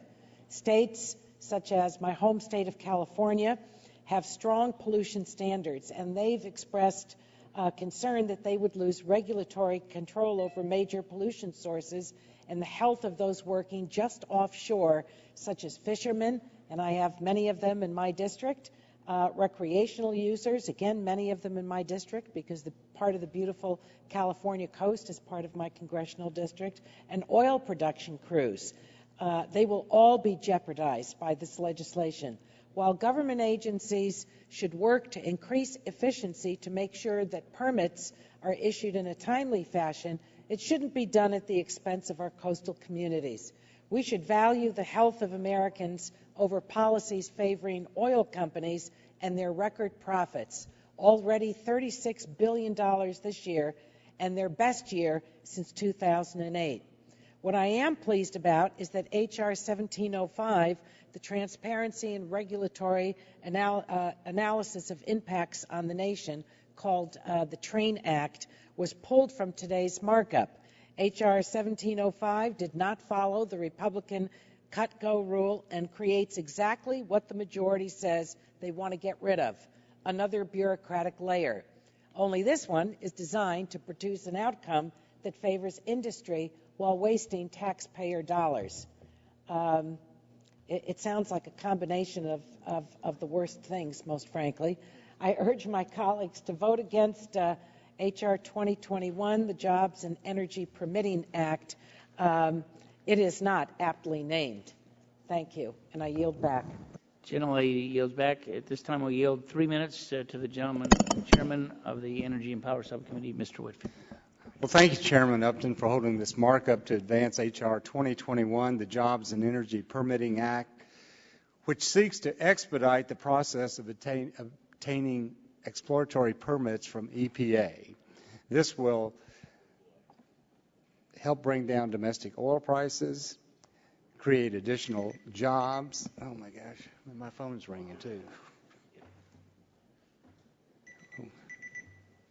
Sorry. Better be kind. Anyway, this bill was introduced by Cory Gardner and Gene Green, and the Energy Subcommittee actually had 2 hearings on the bill, one on April 13th and the other on May 13th. Senators Murkowski and Begich, as well as Congressman Young, testified along with the Commissioner of Natural Resources in Alaska.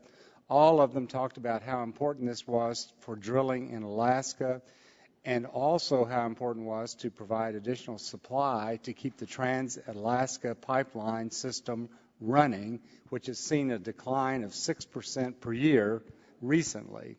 At the second hearing on this bill, we heard from the Assistant EPA Administrator, Gina McCarthy, who defended the EPA's and the Environmental Appeals Board, which in my view is holding up this permit in vast amounts of bureaucratic red tape. 6 years, 5 years is too long to wait for a permit. So I believe this legislation is vital to our energy security.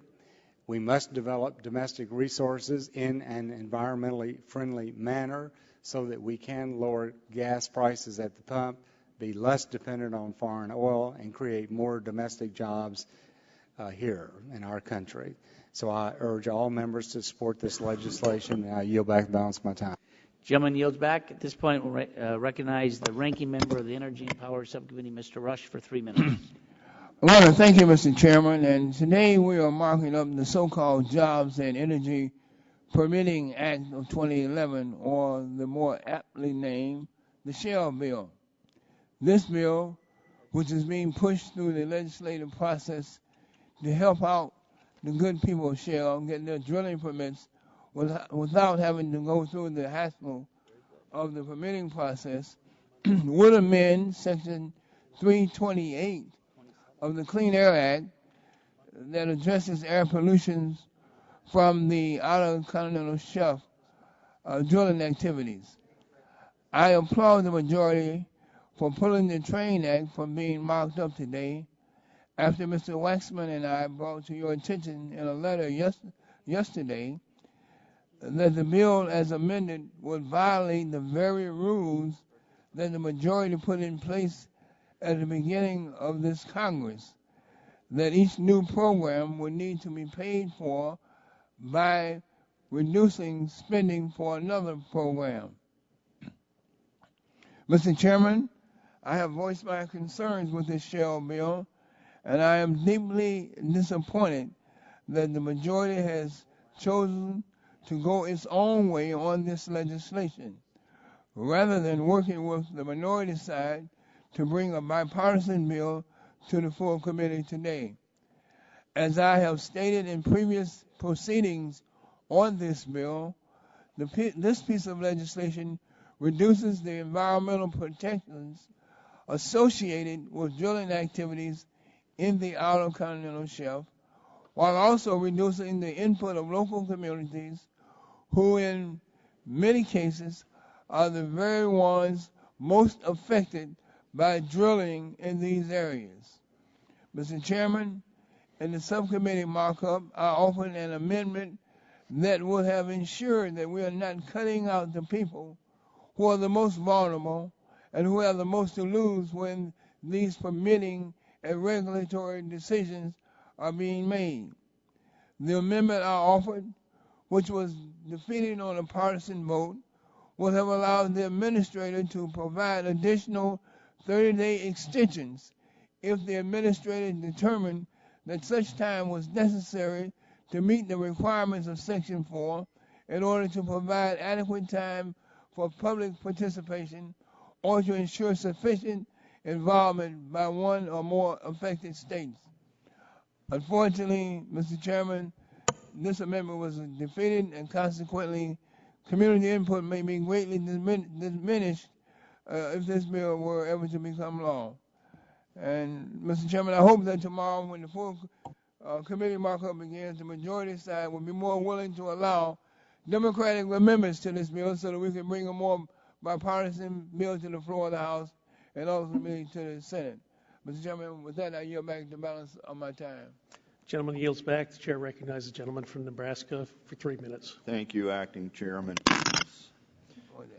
I want to thank the full committee chair for bringing this through regular process. After 2 hearings on this bill and the regulatory abuse of power that was discovered through this process of this regulatory agency treating the permittee, like a yo-yo, yanking them up and down, giving it to them, taking it away, changing the rules in the middle of the process. It commands our involvement, and I'm disappointed that we don't have more on the other side of the aisle that are equally outraged at the type of authority and abuse that this regulatory agency has engaged in. Now, this proposal is just a first step in moving our country to energy security. The USGS estimates that the Chukchi alone holds 27 billion barrels of oil and 132 trillion cubic feet of natural gas. When Prudhoe Bay was discovered, it was estimated to have 10 billion barrels of oil. It has now produced 16 and is still in production. Chukchi cannot go into production until the exploration phase is completed, and the exploration permit is what's being held up. Price at the pump is affected by supply. USGS believes that we have a domestic supply available to us. We need to move forward to confirm this supply, and we need to move forward to use domestic product. We need to move forward to create good-paying jobs for all American citizens. The EPA process is broken. H.R. 2021 puts an end to the ping-pong yo-yo between EPA and the EPA Environmental Review Board and sets a hard time limit on decisions. It's a simple approach. I support this bill and look forward to it going to the floor. Yield back. The gentleman yields back at this point. Recognize the co-author of the bill, the gentleman from Texas, Mr. Green. Thank you, Mr. Chairman, for holding the markup today. And I strongly support this bill because the EPA needs to have an offshore air permitting approval system in place that's predictable, workable, and understandable, because currently it is not. This is nowhere more evident than what's happened with Shell's exploratory plan off the shore of Alaska. 5 years later, we still don't have a permit due to the permit approval ping-pong created by EPA and its EAB. That's why this legislation I worked with Representative Gardner to change the EPA OCS air permitting process for exploration plans only to mirror what the OCS Outer Continental Shelf air permitting process utilized by the Department of Interior in the Gulf of Mexico. By doing this, we can rest assured we'll have strong offshore air permitting process we need, but that these projects are not left in limbo like we've seen with the EPA in recent years. Having said that, I want to use the remainder of my time to refute some of the claims that the opponents of this bill are making. First, some claim that this bill will harm all air quality and public health offshore and on the Alaska North Slope in particular. Yet at a congressional hearing, EPA Administrator Lisa Jackson testified regarding the Shell offshore air permit, stating, "I believe that the analysis will show that there's no public health concern here. In fact, these activities will not cause air pollution that will endanger health." Second, opponents of this bill claim that by taking the Environmental Appeals Board out of the process, we're completely removing the citizens from the process and making it difficult to plead their case. To the contrary, the public comment period on EPA-issued air permits under the Clean Air Act remains exactly the same under this legislation. The public has the opportunity for up to 4 additional comment opportunities during the NEPA process associated with the Outer Continental Shelf lease sale process. There's no EAB air permits in the central and western Gulf of Mexico, yet opportunities for public input are available. In fact, immediately moving a challenge to federal court is 100% consistent with the process in other OCS areas and other provisions in the Clean Air Act that go directly to federal court. So this legislative change is not unfounded. Finally, under EPA regulations, the Environmental Appeals Board will continue to have tremendous authority to review. They will still review Resource Conservation and Recovery Act permits, underground injection control permits, National Pollutant Discharge Elimination System permits, and all other prevention and significant deterioration permits that are issued under the Clean Air Act for onshore air permits and offshore production permits. So again, we're not gutting the Environmental Board.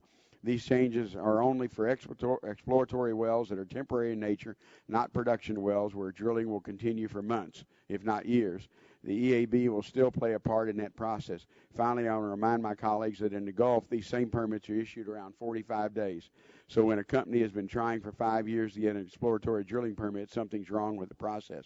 I urge my colleagues to support the bill and streamline these issues.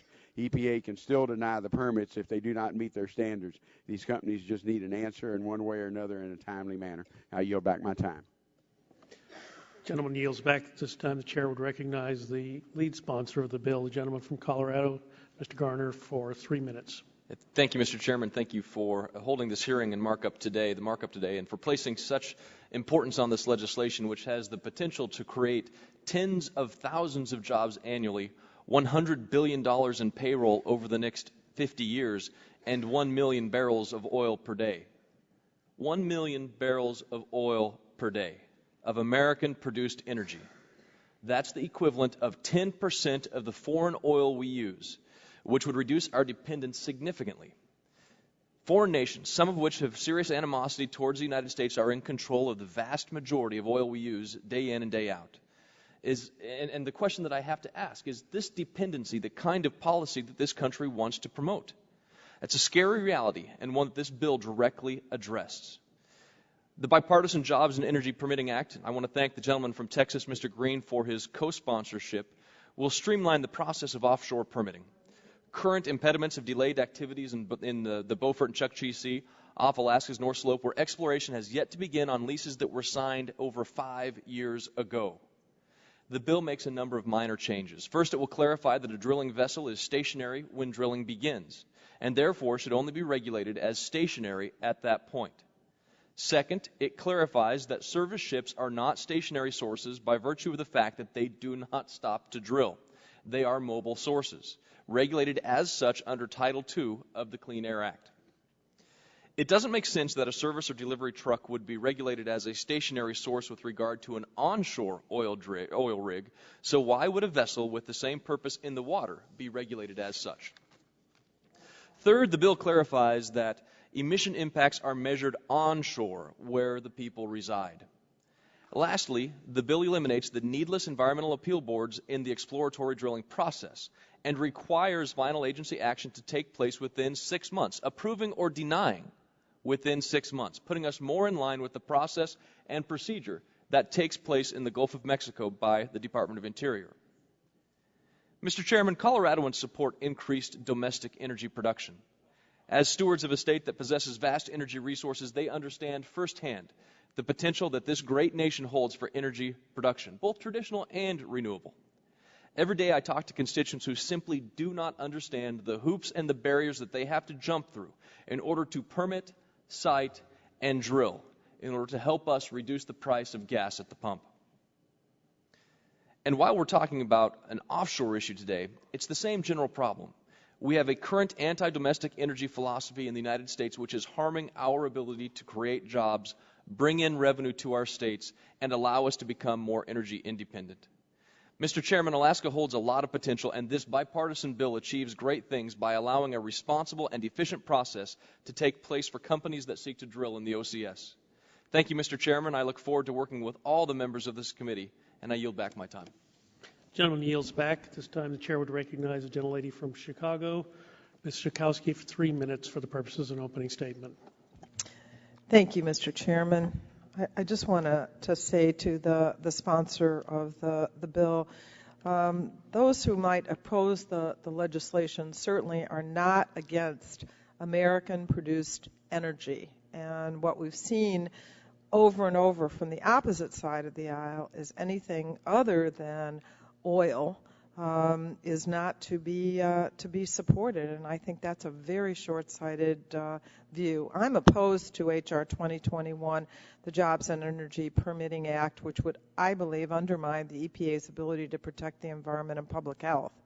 I would like to remind my colleagues that environmental protection and job creation are not mutually exclusive actions, as the title of the bill suggests. In fact, actions taken to protect the environment have spurred green job growth for decades.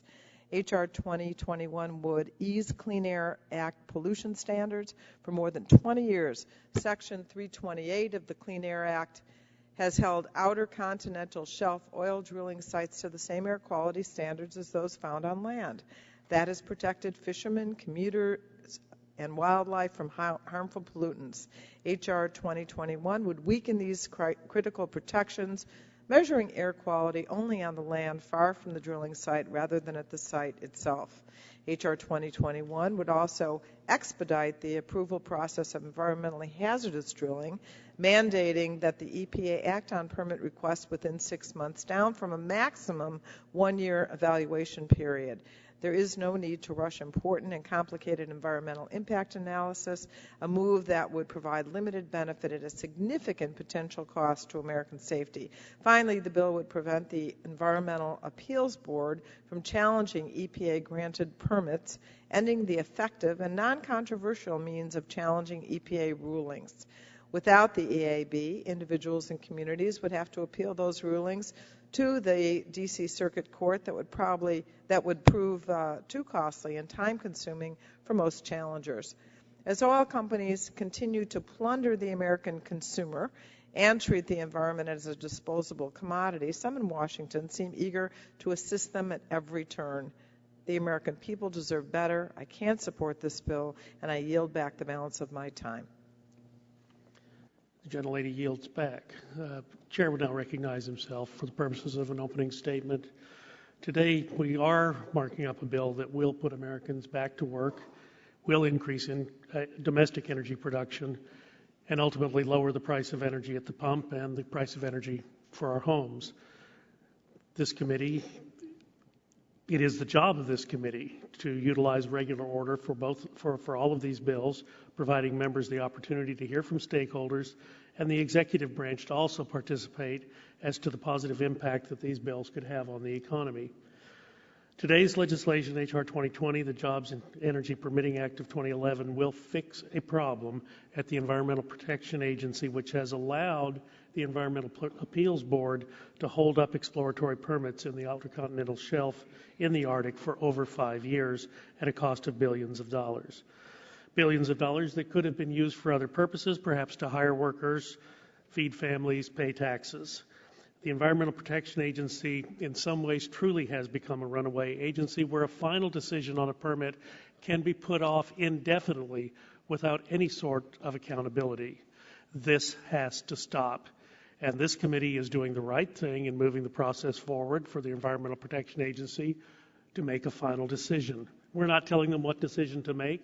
We're simply asking that they make a final decision. It does strike me, hearing some of the rhetoric in this committee and in this Congress, how in the world can you consistently be anti-business, anti-energy, and yet say you're pro-jobs? The two just simply do not compute. Our economy is still very fragile. The recovery is tenuous. It seems as if the Environmental Protection Agency is determined to finish its destruction. We must not let up on the oversight that this committee has performed since January. We must keep accountable those federal agencies who seem more concerned with red tape than with American families. I support this legislation. I urge its passage. With that, I'm going to yield back the balance of my time and recognize the gentleman from Louisiana, Mr. Scalise, for 3 minutes for the purposes of an opening statement. Thank you, Mr. Chairman. Since Republicans have been leading the House for the last few months, we've passed legislation that brings a common-sense approach to establishing an all-of-the-above energy strategy that will strengthen our country's energy security, create good jobs here at home, reduce our dependence on Middle Eastern oil, and lower gas prices at the pump. For too long, this administration has led an all-out assault on domestic energy production and has insisted on shipping millions of American jobs overseas, oftentimes to countries who don't like us. From radical EPA rules that will raise electricity costs on every American, to regulations on manufacturers that will result in higher prices on goods to consumers, this administration must reverse these job-killing policies. In my home state of Louisiana, and all along the Gulf Coast, where approximately 1/3 of our domestic oil and almost 1/4 of our domestic natural gas is produced, this administration has insisted on blocking safe drilling off of our coast. By refusing to issue permits and stalling the entire permitting process, this administration is dangerously jeopardizing our energy security, and these failed policies have already resulted in job losses of over 13,000 Americans who've lost their jobs. And that's by the White House's own numbers, by the way. Over 14 offshore rigs have left our country, and these are very expensive, high-paying jobs, over $1 billion asset each. And we're talking about the ability for America to be energy secure that we're losing every single day, that these rigs are leaving and going to foreign countries. In fact, one has even gone to Egypt. And so it's really a sad day when an employer, a major employer, thinks it's better to do business in Egypt than in the United States of America. Americans spoke loud and clear last fall that they want to end these radical liberal policies. What they also want is to see us replace them with common sense solutions that will put Americans back to work and get our economy back on track while eliminating wasteful Washington spending. The bill before our committee today is an important step in that right direction towards accomplishing these goals, and will actually strengthen our energy security and shine the light on the failed policies of this administration. I urge my colleagues to support these important bills and finally put us back on track to where we can create jobs in America and become energy secure, as opposed to the current policy where we're running jobs out of our country and putting our country in a greater dependency on Middle Eastern oil. And many of these countries that we're sending this money to don't like us. So we can accomplish many great things by having a strong national energy policy that allows us to utilize our own resources here at home, creating good jobs, bringing in billions of dollars to the federal government that will actually reduce the deficit and can help us control spending, while also making our country energy secure and reducing our dependence on Middle Eastern oil. So I hope we'll pass these bills and then push them over to the Senate, where the Senate finally needs to start taking action in helping us to accomplish these goals. Thank you, and I yield back. The gentleman yields back his time. The chair at this point recognizes the gentleman from North Carolina, Mr. Butterfield, for the purposes of an opening statement. 3 minutes, sir. Thank you very much, Mr. Chairman. Mr. Chairman, as we mark up this legislation, it is important to keep in mind what the bill does and what it does not do. It does, Mr. Chairman, eliminate and undermine several environmental safeguards that affect oil and gas production on the OCS. It does place arbitrary time limits on the review of these air permits, and it does put air quality and human health along these coastlines and beyond at risk. Despite the rhetoric, it does not lower gas prices at the pump. Even a cursory look at the market fundamentals shows that our current high prices are not simply the product of supply problems. Quite the contrary, there's a glut of crude supply sitting right here in the U.S. in Cushing, Oklahoma. Last year marked a significant increase, not a decrease, Mr. Chairman, an increase in domestic oil production. Adding to the supply will do nothing to offset high gas prices that ravage poor rural districts like my district. Indeed, the EIA stated that opening all OCS lands for drilling would have no effect on U.S. gasoline prices until 2030. And even then, the effect would be very negligible. This bill is about providing even greater latitude to the oil companies at the expense of the environment and public health. I have no problem, Mr. Chairman, with oil companies making a profit and encourage their continued innovation in safer, smarter drilling. The fact is, we have established working regulatory processes that should not be hamstrung at the request of an oil company. There are so many other energy problems this committee could work to resolve, from dealing with oil market speculation to tackling our future with ethanol. That's the conversation we need to have. Let's get serious and do the people's work, and I thank you. I yield back.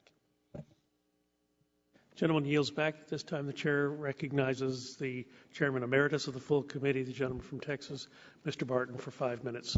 Thank you, Mr. Chairman. I won't take 5 minutes. I'm going to submit my official statement, or formal statement for the record, and just speak extemporaneously. I listened to my friend from North Carolina in his opening statement, and I appreciate his candor in giving it. The bill, or at least one of the bills that we're going to mark up tomorrow, the Jobs and Energy Permitting Act of 2011, H.R. 2021, I've got right here. It is 3 pages. It's not a complicated bill, and it simply clarifies under Title II of the Clean Air Act what's a stationary source and what's a mobile source. That shouldn't be controversial. It shouldn't be partisan. We've had testimony at a hearing earlier, well, actually last month. I started to say earlier this month, but this is June the 1st, so it couldn't be earlier this month. Shell has spent in the neighborhood of $1 billion up in Alaska, and tried to get the requisite permits for one drilling platform, and they've spent 5 years trying to do it, and unless they got it in the last week, they haven't got it, Mr. Chairman. And that, to me, is ridiculous. So if this bill passes committee tomorrow and passes the House and passes the Senate and the President signs it, we wouldn't have that problem. And there's no guarantee. The gentleman from North Carolina is correct. There's no guarantee that we would find meaningful supplies of oil and gas in the Arctic Ocean. But all the seismic analysis indicates that there could be up to 1 million barrels a day out of this one field that Shell has been trying to get the permits to do the exploratory well for the last 5 years. 1 million barrels a day is, if that turns out to be true, Mr. Chairman, is not chicken feed. It is 5% of our consumption, and it would be in the neighborhood of 15% of our domestic production. And that's worth amending the Title II of the Clean Air Act to clarify. So I'm supportive of the legislation. I look forward to a productive debate and hopefully a full committee passage tomorrow. With that, I yield back. The gentleman yields back his time. Are there further opening statements that wish to be recorded on the bill? Seeing none, the chair calls up H.R. 2021 and asks the clerk to report. H.R. 2021 to amend the Clean Air Act regarding air pollution from outer continental shelf activities. Without objection, the first reading of the bill is dispensed with, and the bill will be open to amendment at any point so ordered. For the information of members, we are now on H.R. 2021. The committee will reconvene at 9 a.m. tomorrow. I'll remind members that the chair will give priority recognition to amendments offered on a bipartisan basis. I look forward to seeing you all both back here tomorrow. The committee now stands in recess.